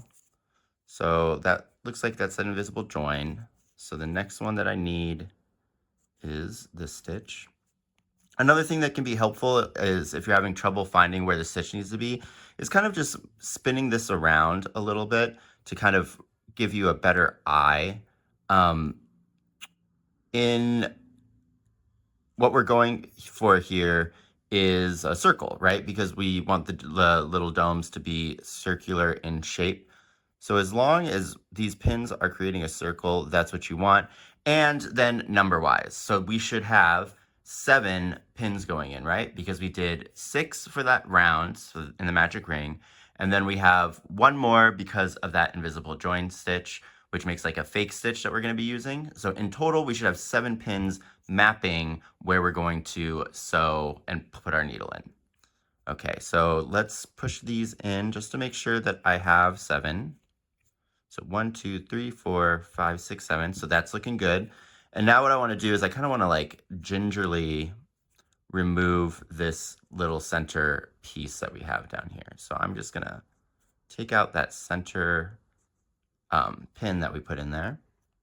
And then just lightly lift this out. And then we can push this down and see the shape that we've made. So I'm happy with that shape. It looks like a circle, which is what we're looking for. And like I said, we want the bottom part of our domes, small or large, we want those stitches to be going into this space right here. So we haven't overextended the dome. We are looking good. So then what I'm going to do from here is I'm going to sew this first dome in. So let's go ahead and do that. So I'm going to thread this long tail. And here is where I will put in the card. Again, we're going to be using the open seamless method of sewing. So the card will be right there if you need a deeper explanation. I'm going to go over it. It just might be a little quicker than normal. So first things first, though, I want to look at here. And when I see my invisible stitch, so it's this one right here, my yarn is coming out this way. So I want to start stitching in the opposite direction. Again, the reason that we do that is to help kind of lock in the shape of this so it's not going to be getting smaller or larger as we sew. It's not terribly important, but it is just one of those like fine-tuning things that kind of makes your sewing a little bit neater. And then I kind of like to start this like here-ish, like pointing towards the back, just because that's also where we're going to need to join in and we can kind of hide the extra bulk there. So where I'm going to start is, let's start in this stitch. So I'm going to go to begin this open seamless method. I'm going to go into the stitch here that we've marked, and then I'm going to come out in my next one over. So get my needle in there, take that pin out, go up and over to that next spot, and take my needle out. Perfect. Okay, and we can pull this through. Make sure we have the front facing us, and it looks like I do. So now what we want to do is we're going to go into our first stitch of our dome, which will be our invisible. It'll be this one right here. And I'm going to go underneath both loops from the back. So I'm going in from the back side, going underneath both loops, and pulling up my yarn. Okay, so now what I want to do, let's take a peek at it from this angle. Here's where our tail started. This is actually going to be where we join our yarn after we complete the whole circuit. But what I want to do now is I want to go back into the stitch, right where this yarn is coming out. I want to go back into there and then over to the next stitch that we've marked in the ball. This can be a little bit tricky with these stitches when they're smaller, so just really be cognizant that we're not splitting the yarn that we're actually sewing with. So in this case, this royal blue color. I'm just going to go directly back into where that one was coming out of, and then into my next, come out at my next marked location.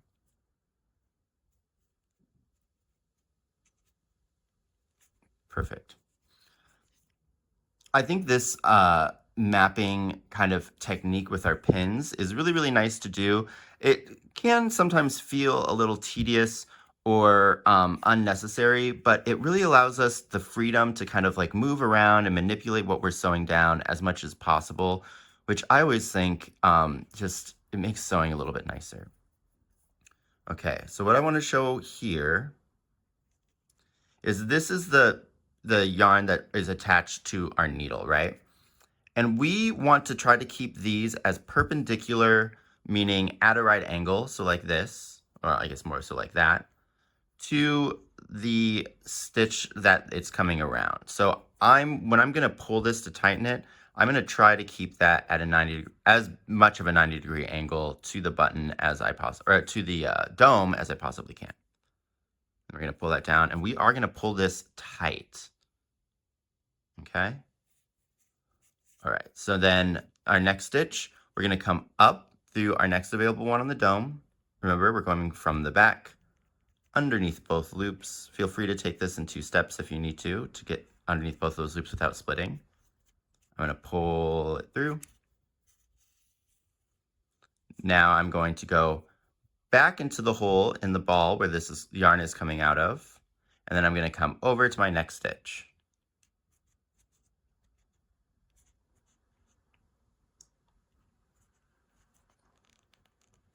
Perfect. Give that a little tug through. Now before I pull it fully tight, I'm going to kind of maneuver this so that it's as perpendicular. Do you see there how I'm getting pretty much a right angle on both sides? That's what I'm aiming for. It doesn't need to be perfect, but the consistency is going to just help with the overall aesthetic. Cool, and then I'm going to pull that tight. And then next stitch, we're coming up through the 2 back loops. We're going down into where that yarn's coming out of the ball. And then we're popping up in our next marked stitch.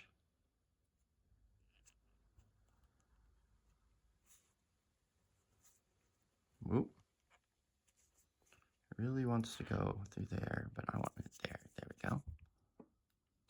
And again, this is a little bit harder to kind of check to make sure we're getting the shape we want as we're sewing, unlike the button when we were sewing it flat, I mean. So again, that's another reason why this mapping is really going to kind of help us with the consistency of our shape. So if you saw there, I made this as perpendicular as possible, and I'm pulling it tight. Coming up through the next available stitch. Going down into the body. And actually, this might be a good time for us to take care of our tail. So this tail is going to be a little bit too long. We're not going to need to stuff these small ones because they're pretty small. And there's not that much space underneath it. So I'm just going to give this a little bit of a snip. All right, so I'm going to go down into my next, into where it's coming out and pop out in my next marked stitch.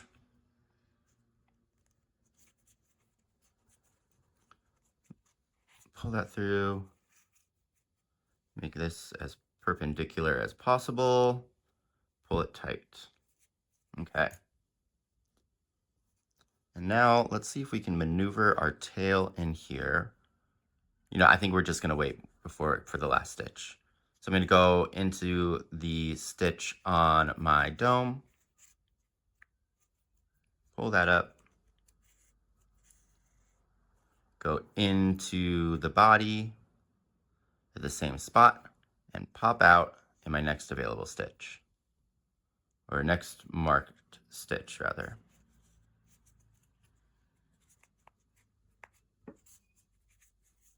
Making this as perpendicular as possible and then pulling it tight. And then here we are, and this is where I'm going to actually push this tail in. Having a little bit of length on this tail, how long is this? This is maybe about 3/4 of an inch, maybe 1.5 centimeters.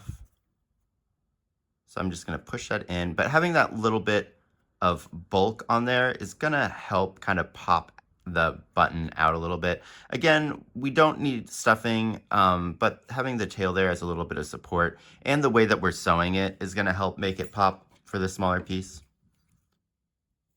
Okay, so now I'm gonna go on my next available stitch on my small dome, underneath both loops. I'm gonna pull that up, and this can look a little tricky here, but we're kind of back at the beginning. So our next marked stitch is the one that our yarn is going into the ball. Do you see that right there? So I'm going to come into here and I want to pop out right where that stitch is coming out. If you can't, like right here, I'm not sure if I'm going to be able to get there without splitting my yarn. Let's see. Oop. Oh, I did. I made it. What I was going to say, though, is if you need to go into that next space, feel free to. You know, again, sewing itself is kind of more of a suggestion. We want to use this basic stitch pattern. That's the important part. But the placement of the stitches, especially here when we're kind of closing everything off, isn't the most terribly important thing. All right, so I pulled that tight. Now I'm going to go up here through my last stitch.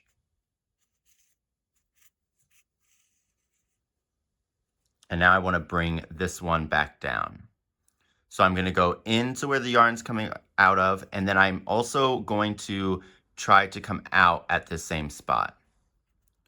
Now, if that's not going to be possible, which a lot of the times, especially if you're not using a curved or a bent needle, it may not be, somewhere extremely close is going to be fine. You could also, if you're just not going to be able to pull it up and through at all, no matter what you try, you can just at this point go to bury your yarn, but this is going to be the best practice. Okay. So I'm making it perpendicular and I'm pulling it tight. So let's take a peek at what we got. I'm gonna kind of maneuver it around, but that looks pretty good, right? We got something that's circular and round, and once we manipulate this around a little bit more, we'll have something that I think is gonna look really nice. So now we want to bury this like normal. So I'm going to take this and I am going to go back in to where I just came out of. Now, the reason that I wanted us to come out so that we could pull it is so that we can get the same kind of directional pull and consistency with our final stitch. But it is going to be best for us to bury it down this way because otherwise we're going to just add way too much bulk. So I'm entering exactly the yarn's coming out. And I'm just finding a random space in the body and hopefully popping out easily and smooth. If you have a different way that you like to close off your yarn, feel free to do that as well. If you do want to just go in underneath what we've just sewn on, that's a total viably fine option. Just make sure that you don't go around another stitch you made because that's going to add some extra bulk. But I'm happy with this. Cool. So we're going to pull that through, and then I'm going to just reshape the ball so we can distribute our tension. It's easier to do that now than to do it later. But that's looking really nice right there. It looks like too though that this stitch kind of did get depressed a little, so I'm gonna just kind of pop that out. That's probably from sewing the button on it. Oh yeah, that's so much better. Okay, cool. So let's bury this one more time.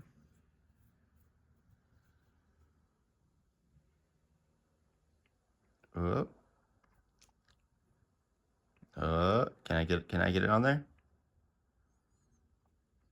Sorry if you guys can hear the grinding outside. They're working on there's actually, the scaffolding is actually up on my apartment building now, but they're like working in some of the bottom floor apartments. I don't know what kind of remodeling they're doing. Okay, so I'm just gonna pull that through. Got my handy dandy pliers. I put on some lotion so my hands are very, oh, the sunlight just changed. Hello, clouds. My hands are like super slick right now. All right, so I'm just gonna pull that and give it a little snip. Let it disappear back into the body.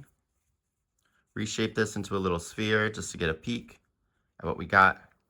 And there we go. So this is what we should have it look like.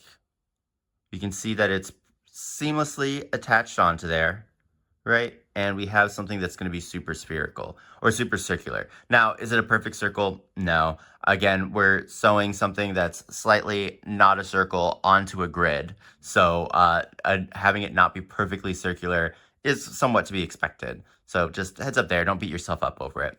So I'm going to go ahead and go off camera, see what I can do about this lighting. And I'm going to pin and sew down my other small dome exactly the same way that I did this. I'm just going to do that off camera, and I'm going to kind of angle this one in, I guess it'd be the mirrored direction or same direction. I don't know. Well, we're going to be putting it here is where I'm going to kind of start. Cool? Cool. So I'll see you in a minute. Here we are with our second small dome attached, and I like them. They're looking even. We got some good circular goodness going on over here. So it's time to move on to these larger domes. Now, for the larger domes, we're going to do them exactly the same. We're going to make a pin map around, and then we're going to sew using that open seamless method. The one thing I do want to show you, though, is this is kind of a good example. Do you see how this isn't fully circular? It's a little wonky. That's okay. You can try to steam block it, but it's still not going to hold that shape just because like right now, there is nothing that's forcing it to stay in like that circular shape that we want. So it's something to be mindful of as we're pinning this. So one strategy that I kind of like to use to combat this is I'm going to put a pin kind of like on opposite sides a few times before I fill out the rest. So if I come into here, find where my first pin's going to be up top. And here you can really see I'm kind of like pushing back on the stitch and then going into the ball. So I'm like pushing back and then pushing it in. Cool. And now I'll come over kind of like opposite it. And this should be in that first round, in between that first and second round. There we go. And then we'll get some over here. It's like this one will be about there. And then we'll go over here. And this is going to be your biggest culprit because it's where our invisible join is. That stitch right there. So I'm going to pull that to the size it should be. And then mark that stitch there. So what we did here is we kind of pushed in the sides equally to try to get it to have that dome shape that we want. Now what we can do is we can continue to go and kind of pin in this formation. I guess like maybe a better way to explain it, if you've done this before, is when you're replacing the hubcap on a car, right? You're supposed to drill in the studs in almost like a star formation. I don't know why you're supposed to do that, but I know you are supposed to do that.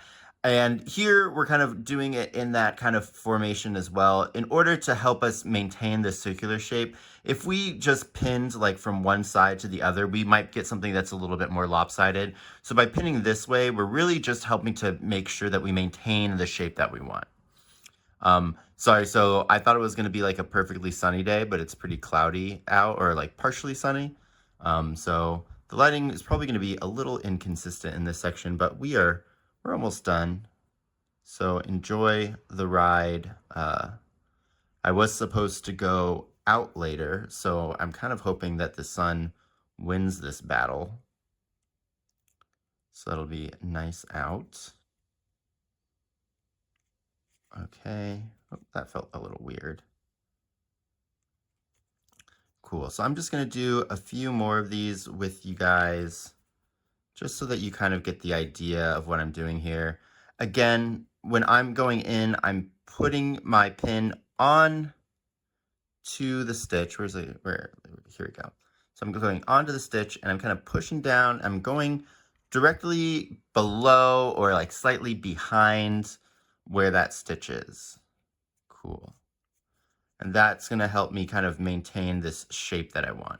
So, yep, let's go ahead and pin this all the way around. Maybe I will just do the rest of this with you, or maybe I'll just jump frames again. No, I think we're doing good. I'll do this with you guys. Once we kind of have those main pins in place, I can now kind of work going around it just normally. So I have a pin here, we have a pin here, we have a pin here, we have a, don't have one here. Because what we've essentially done there by working, I don't know, I would say maybe about like half of our pins in that star formation is we've now got a good kind of like cage for the dome to press up against as we're finding where we want to place our stitches. This one's going to be tricky, but I think we'll put it in there. This is pretty pin heavy. Remember our rule is we would need the amount of pins that are equal to our stitches plus 1 because of that invisible stitch. So in this case, we should have 19 pins that we're putting in. Okay, let's see where I am over here. Looks like I've got, getting all tangled in my tails. Looks like I'm missing one right here. Now the space that's going to be the wonkiest is the stitches that are next to the invisible join. So just do your best and we will double check that they are circular when we take this bad boy out. Be careful not to pin down your tail. Awesome. Missed that one. Now I'm starting to run out of pins. Good mental note that I only have about 23 of them. Okay, and here, and I think that's it. We might be missing one, so let's count. So I'll start from here. 1, 2, 3, 4, 5, 6, 7, 8, 9, 10, 11, 12, 13, 14, 15, 16, 17, 18. Yeah, so I am missing one. And it is, looks like it's this stitch right here, which wants to be like here-ish. But I can't tell. I think this one then needs to be here. Let's take both of those out and push it down as we do this. Okay, so here, it's like this one wants to go in like there.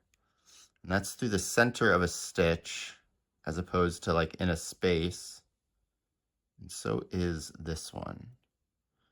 But in this case, try as we might, actually we could probably throw you there. We might need to go through the center of this stitch there to maintain the shape that we want. And it will be a little tricky, but I think we can do it. If not, we'll kind of adjust as we go. All right, so let's double check. We'll start with our big one again. I got 1, 2, 3, 4, 5, 6, 7, 8, 9, 10, 11, 12, 13, 14, 15, 16, 17, 18, and 19. So that's good.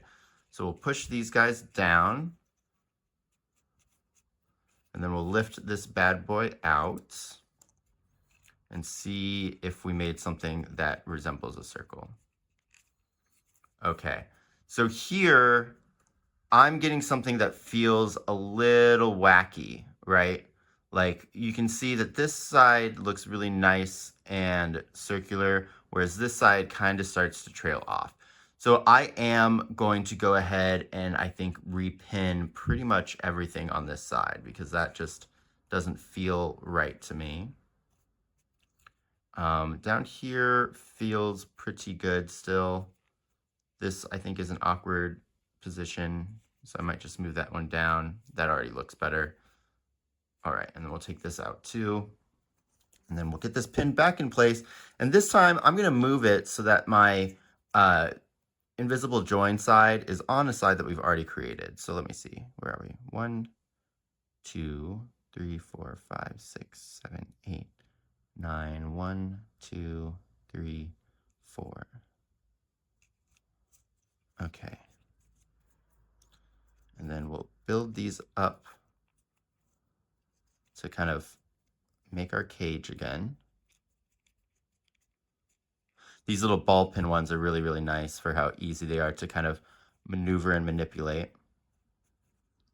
All right, and then let's try this one more time. So you want to go there. You want to go here. You really want to go into there, but again, I want to avoid that. So I think I'm going to move the U up a little bit, and then we'll move U up to here. I think I see what's going on here where we got something that was a little wonky is it looks like a lot of our stitches actually want to be through the center of another stitch. So kind of by maneuvering these around and kind of instead of like, so what I'm saying here is like, let me show you this one as an example. The center of this stitch, right, is right here, which would be the middle of another stitch of the body. We really want to work into the spaces. So I'm going to put it right here, which is kind of more to the left side of that stitch, but it will still count and they will kind of work themselves out a little bit. Which is then tricky because now we're pushing kind of like all of these stitches up a bit.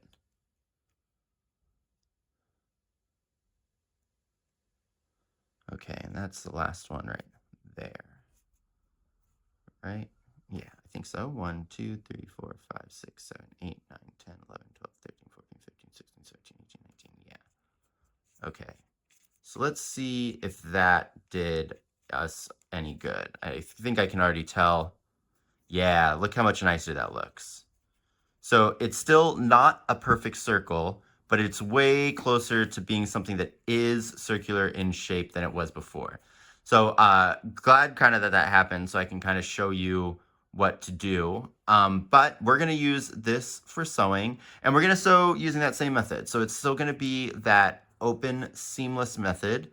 And again, I'm going to angle my starting tail where I'm going to be sewing to be kind of like down here at the bottom right, yeah, because I'm working on the right side of my dome. And then once again, let's take a peek up here. So it looks like my invisible stitch, the yarn is going that way. So I'm going to start by sewing it in the opposite direction. And I think you kind of understand how to sew this method by now. I've already shown you. So I'm going to sew most of this closed. I'll probably get around to like here. So like we'll have maybe 3, 4 little marks left to do. And then I'll come back and we'll talk about stuffing these guys. Cool? Cool. So I'm here with 3 more of my map stitches remaining. Give you a little visual of what we've got going so far. We're looking pretty good. So it's time to stuff. Now, when we stuff this guy, we want to stuff it pretty firm, but we're not going to need that much stuffing. Let's see if I can pack this. I have that much. That's not helpful, is it? Let's see if I push it down. I would say that if I really, really compact this, it's maybe about like the size of a large cherry or perhaps a average sized loquat, if you're familiar with those. But that's neither here nor there because we're probably not even going to use all this stuffing. All right. So let's get in there. One thing I do kind of want to note real quick is if you started where I did, we might need to take these out in order to get our stuffing in there nicely. And it is kind of nice because all of these are down in the same round, in the same location. So just heads up with that. And yeah, so I am going to take these out just because it's going to make it easier for me to get in here. So first things first, let's go ahead and stuff in our tail. No worries about trimming it this time because we got a lot of space to fill.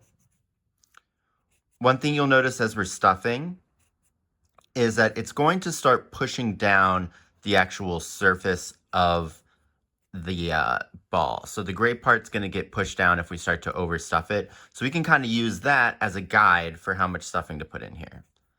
Now we're going to follow all of our same kind of stuffing rules where our goal is to fill every nook and cranny. So in this case, I'm going to start by trying to position everything towards the back side of the dome, meaning right here. And then we're going to work our way kind of around the sides of it. Also, by stuffing it and being kind of cognizant, we're going to help it kind of get that rounded shape because the stuffing is going to help us kind of produce it. So I got like here kind of stuff. So now I'm going to aim for right there. Boop, boop, boop. Weather update. The sun is struggling. It is trying to win this battle. I think it's fought off the rain, but yet the clouds remain. Such is life by the sea. Okay, so let's keep on going. So that actually feels pretty good to me. I have a really nice firm feeling base. If I look in here, it kind of might be hard for you guys to see, but it's just now slightly kind of starting to depress it. Can you see that little dip in the gray? Just ever so slightly. That's going to be fine.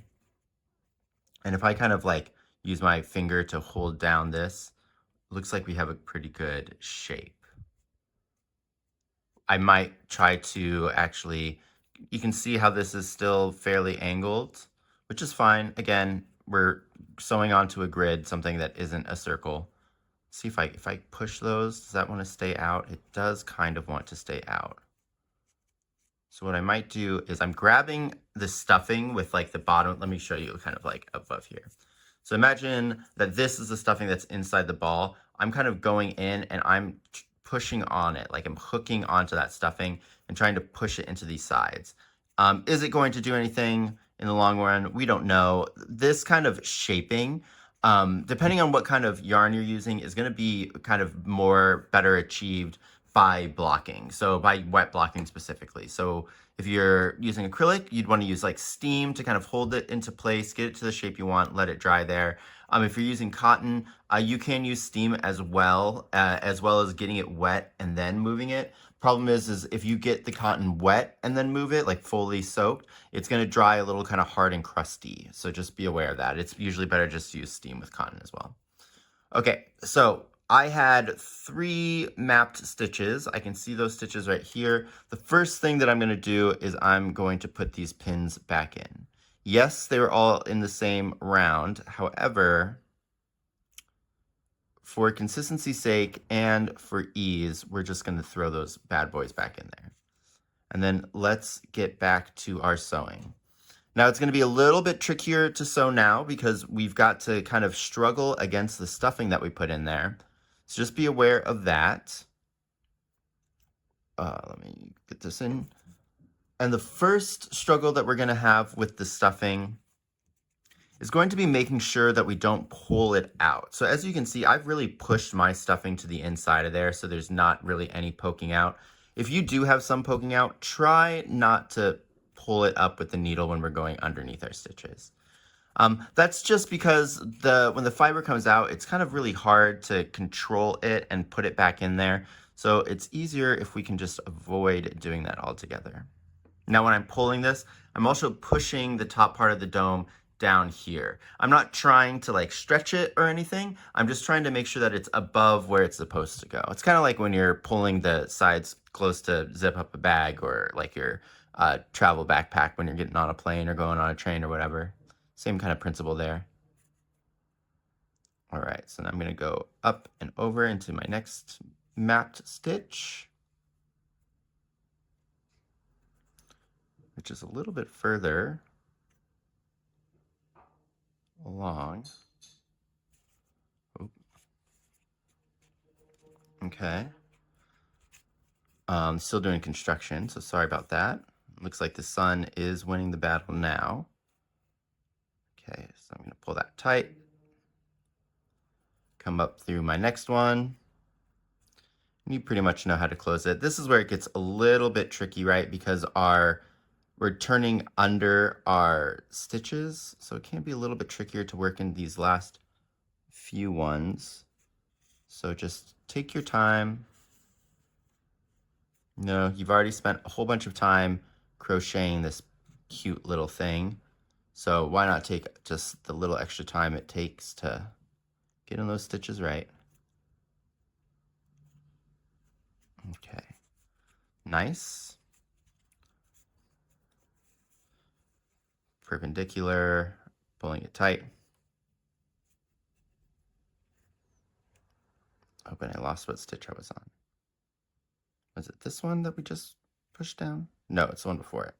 Yeah, that makes sense, because we should have two more. This is our final map stitch, and then we have the one where we first put our needle into. Okay. So our next stitch is going to go into where it just came out and then pop out. Kind of hard to see, but it's right there. It's where our needle first went into before we made our first stitch. Quick little hop over here.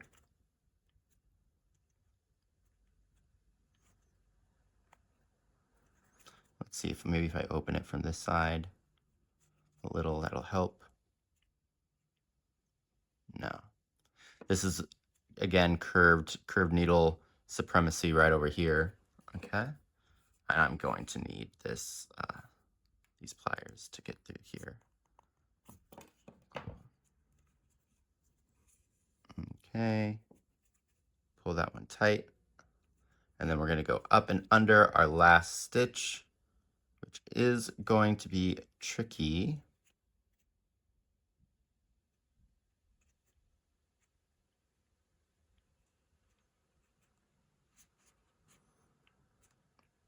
There we go.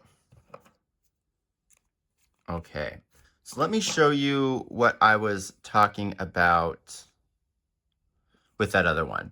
So if I was going to close this the way that I did with that first small dome, I would go in here and then I'd pop out back over here. I think that that's going to be really difficult for me to kind of do with this one. So instead, we're just going to go directly back into our ball and start closing this off. So to make this work and look nice, we still need to go back into the stitch that we just came out of. So right here. And I'm this time really kind of aiming to go directly across. It's not always going to be possible because of the length of your needle and where it wants to go, but that's what we're going to try to do. Okay. And here, so that we can keep the consistency with our other stitches, I'm still going to make sure this stays at a right angle. And I'm, again, going to pull this pretty tight to begin with. This is where this gets kind of tricky, because now our next step is we need to really kind of push this out so that it maintains the same tension as our other stitches. So let's see, that looks pretty good there. Yeah, you know what? I think we're good. I'm trying to think. Do you see this right here? Hi, quick note from Katz here. So it's at this point where I realize that I'm gonna want to redo this stitch. So I'm gonna unpick a whole bunch of stitches and then go and fix that and go back to the close. If you don't want to see me do that, I also kind of wax poetically about things. But if you just want to get on with your sewing, yours is looking fine and dandy, go ahead and skip to this timestamp on the screen right now. And that's when we just get straight back into the video after me done fixing that little stitch thing. All right, cool. I almost think that this might look nicer if I put a stitch, that middle stitch right there was actually in there. Do you see what I mean? How it kind of cuts in? Question for the ages. Yeah, let's go ahead and do that. So I'm going to do that. So this is going to be tricky, but I'm going to need to find where this yarn is coming out of. So it looks like it's this one right here. And I'm going to pull it through. Cool. And we're just going to backtrack all of our stitches. Let's see if I pull this, where is it pulling from? It looks like it's pulling from right here.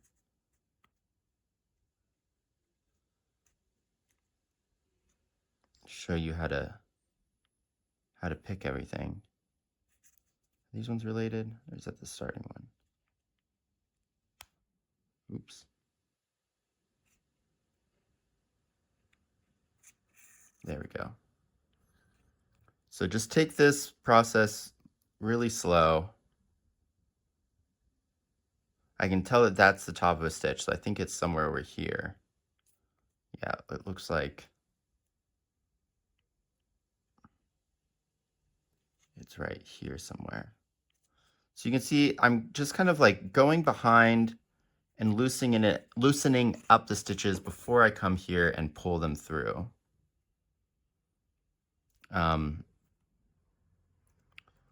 Are we happy that this is happening? Not necessarily, but I am happy that I get to show you this. You know, I think I've said this before, but I feel like a lot of the times when you see tutorials or like how-tos, there are a lot here. I'm just putting the pins in as I'm going. There are like a lot of instances where you don't get to see, maybe mistakes are the wrong word to use here, but I would say the like the troubleshooting or the flim flam that kind of happens when people are working.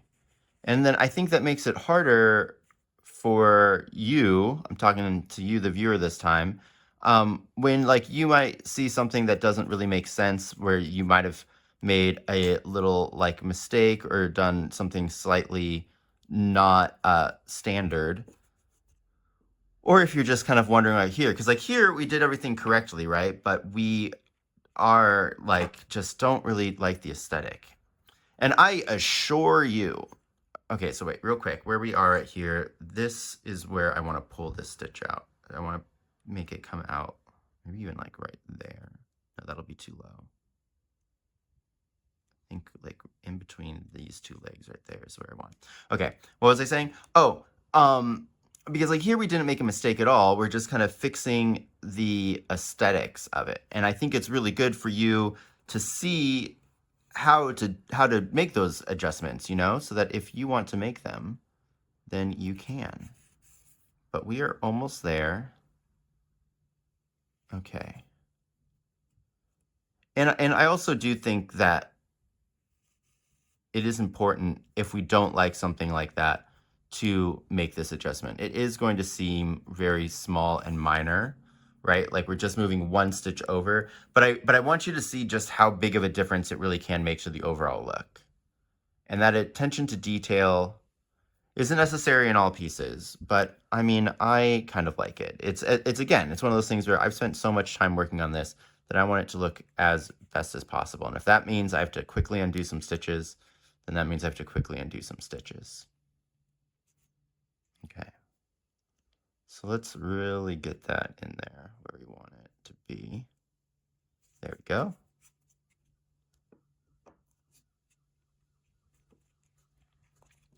This is also kind of the thing that I was talking about with this style of closure that is maybe not one of the downsides, but one of the more trickier aspects of it is you can't really get a full picture of what's going on until you're pretty far from the stitch that you've worked already.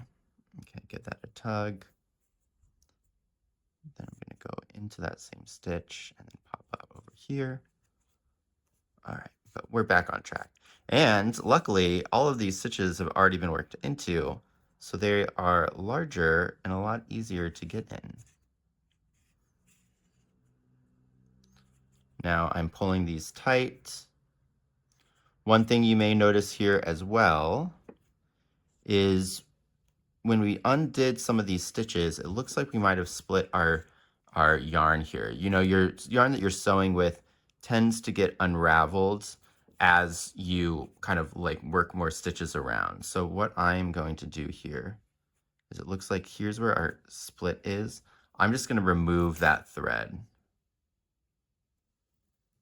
just to get that out of the way. And then we'll come back and we'll take a peek to see if that's poking out anywhere else in our piece. It may not be, it may be, but we can just push it back in. It's not the end of the world there. That's an easy fix. Okay, come up through here.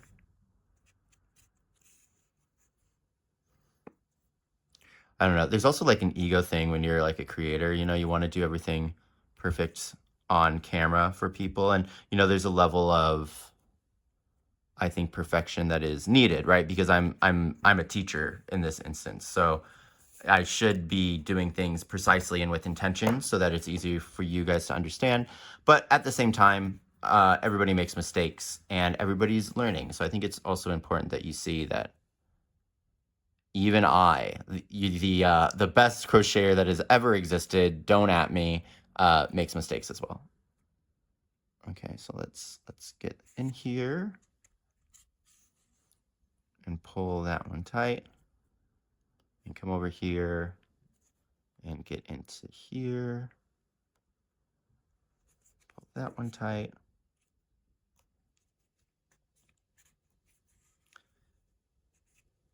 All right, and I'm gonna go up here into my last stitch that I'm actually gonna need to work.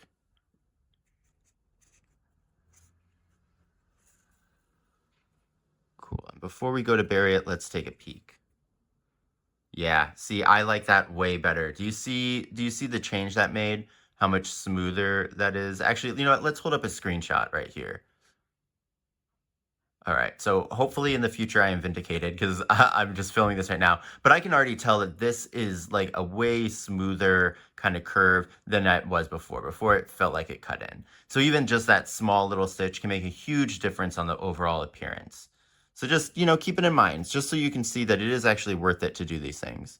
So let's go back into burying this. So I'm gonna go back into the stitch that I came out of and try to find a spot that is directly across. Whoa. Yeah, that'll work.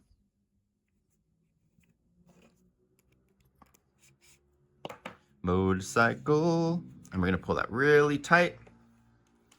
And we're going to make sure that we reshape this so that our tension looks the same.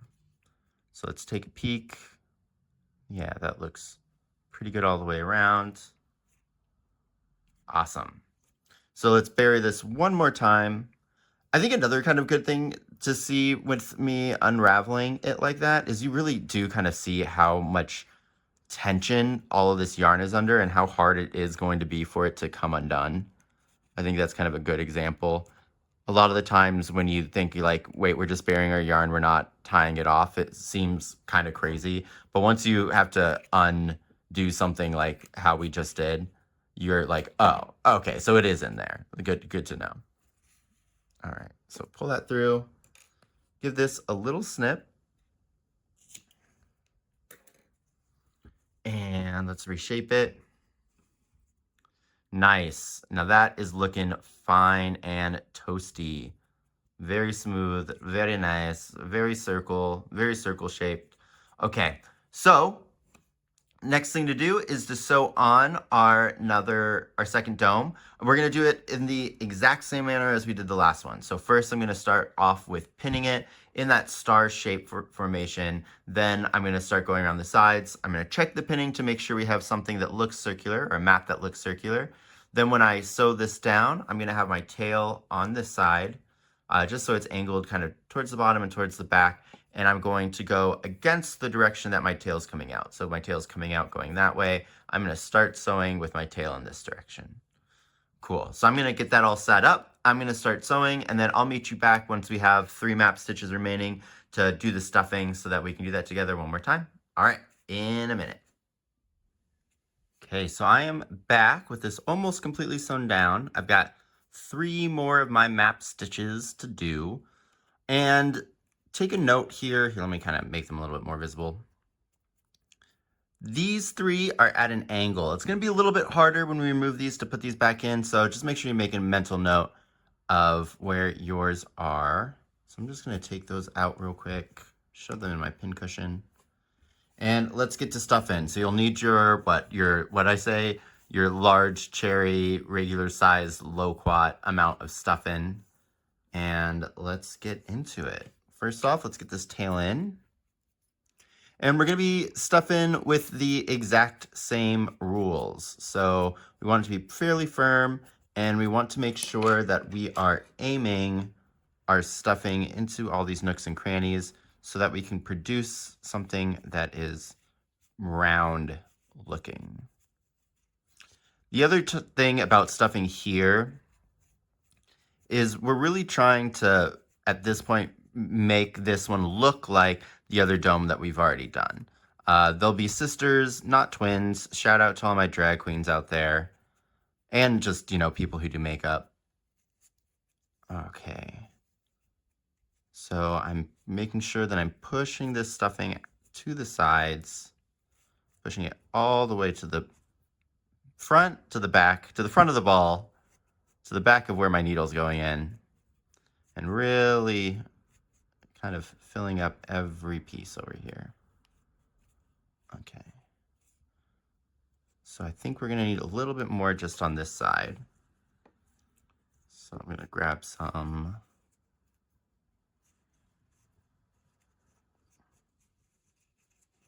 Okay, that's feeling pretty good. I might need to pinch out this. Okay. So now what I want to do is I want to feel, so those feel like they're about the same amount of stuff. And then let's take a look at it. Does it look even? Yeah, we did a pretty good job. That's a little bit off, but again, because we're building it as you build a sphere with what am I trying to say? Since the sphere stitches do kind of drift a little bit, that's not going to be perfect up there, but I think they look about the right size. Cool. So then let's get back to finishing up our stitches. So the first thing I want to do is get these pins back in. So I'm going to remember that we pinned in at an angle, and I'm just going to kind of like push this back down to about where it should have been, and then we'll see. So there should be a pin there. Here's our next stitch, so that one looks like it should probably go about here-ish. And then our final one, I don't know if I want it to go that far down, so I might try to actually get it a little bit closer, kind of like in the middle of those two. Okay, so we still have an angle. It is a different angle than the one that we had. So let me readjust that. I don't know if I can, but that does look good to me about where they should go. So we're just gonna play with what we have. And then if need be, y'all already know that none of these are written in stone, so we can always undo them if we want to. So let's sew. Here we go. All right, weather update. Looks like the sun is definitely winning the battle against the clouds today. Not always the case, but today it is. Okay. So let's go down here.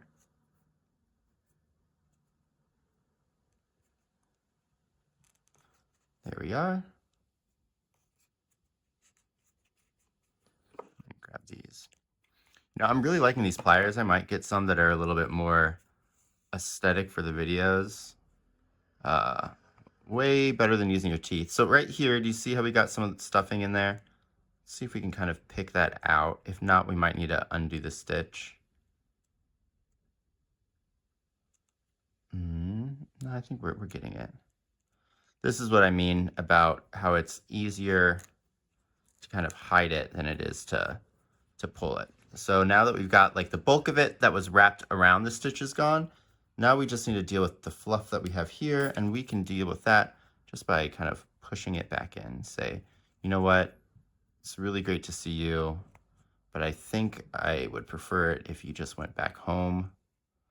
You know, not really looking to have visitors today. And then the tendrils are kind of the harder part to deal with. I think we're looking pretty good there.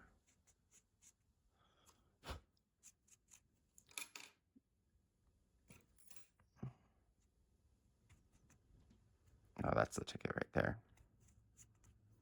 There we go. So I think we got most of that. And then we can just trim the rest of these off with our snips. Mine aren't particularly sharp, so I might do that off screen, but that should be good for right now. Okay, so where's my stitch at? Here we are. Big motorcycle coming through. You know, that one actually sounded like a proper motorcycle. Most of the time, I think it's just scooters. Okay. So here we are. And that one, I did say I kind of wanted to come in between those two stitches, right? So let's try that. Does that look good? No, I'm splitting that one. There we go. That looks good. Okay. Keeping it at a right angle, pulling tight, going into my stitch. There we go. One of the tactics that I'm kind of using there is when I have the needle in, I'm going in with the needle, like just kind of straight. I'm not even worrying about trying to pick up that stitch. And then as I'm pulling out, I'm kind of angling my hook, my needle up, so that when I pull, it gets caught on what I'm looking for, and then I'm gonna push it through. Just a little trick of the trade, in case you're having issues. Okay, so we have our last stitch to do. So I'm gonna go into that same spot. And as you can see here, I can't really see exactly where my yarn's going in. It's going in somewhere beneath this stitch, but where, that is the mystery. So if I kind of pull this back, see how we can kind of see where we need to come out now a little bit easier. So now I can aim for that spot. And that should be good right there. Okay.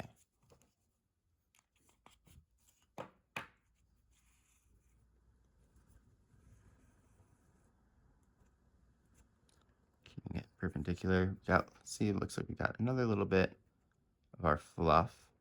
But you know what? I'll deal with that in a minute.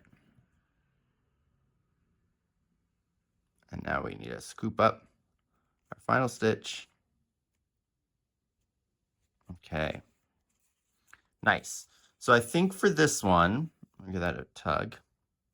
I think for this one, I don't really foresee myself easily popping up in that other side. Let's give it a try.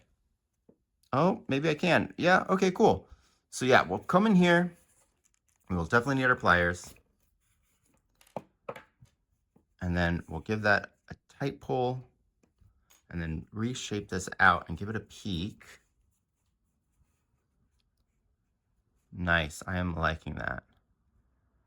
Maybe went a little too hard on the front with our pulling, but I do think it kind of looks nice. It looks different in person than it does on camera. It's a little less prominent, but let's just move it around a bit, see what we can do. Oh yeah, okay, yeah, that's exactly what I want. Looking good. All right, so then we are going to bury this. So we're gonna go directly into where this yarn's coming out of, and then popping out somewhere else on the ball. There we go. Woo. Nice. Okay, another little reshape, especially kind of focusing on that bottom area there. Alrighty, and then we can do that one more time just to lock everything in place. Whoop. Cool.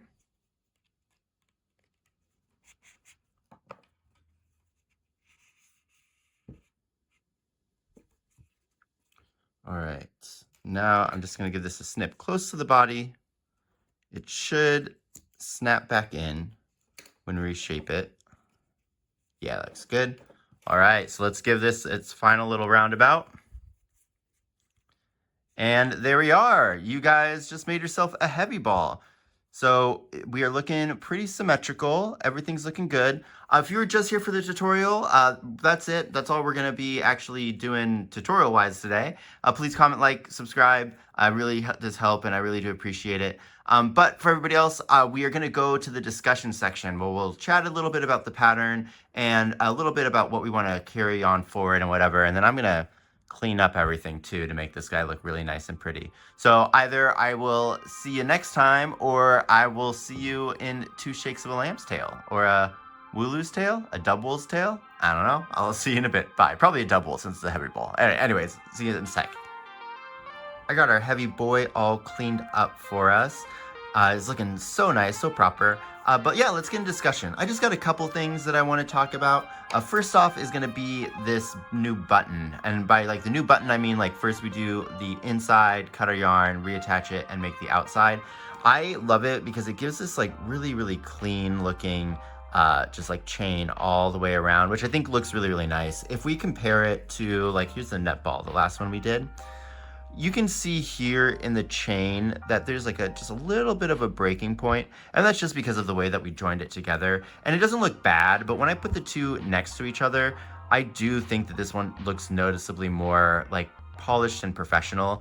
The other thing that I notice is this button looks larger, but like if I make these like kiss, like mwah, mwah, mwah, mwah, mwah, mwah, buttons are the same size. Like if we look at the black parts, they're pretty much the same size. The white part is a little bit larger.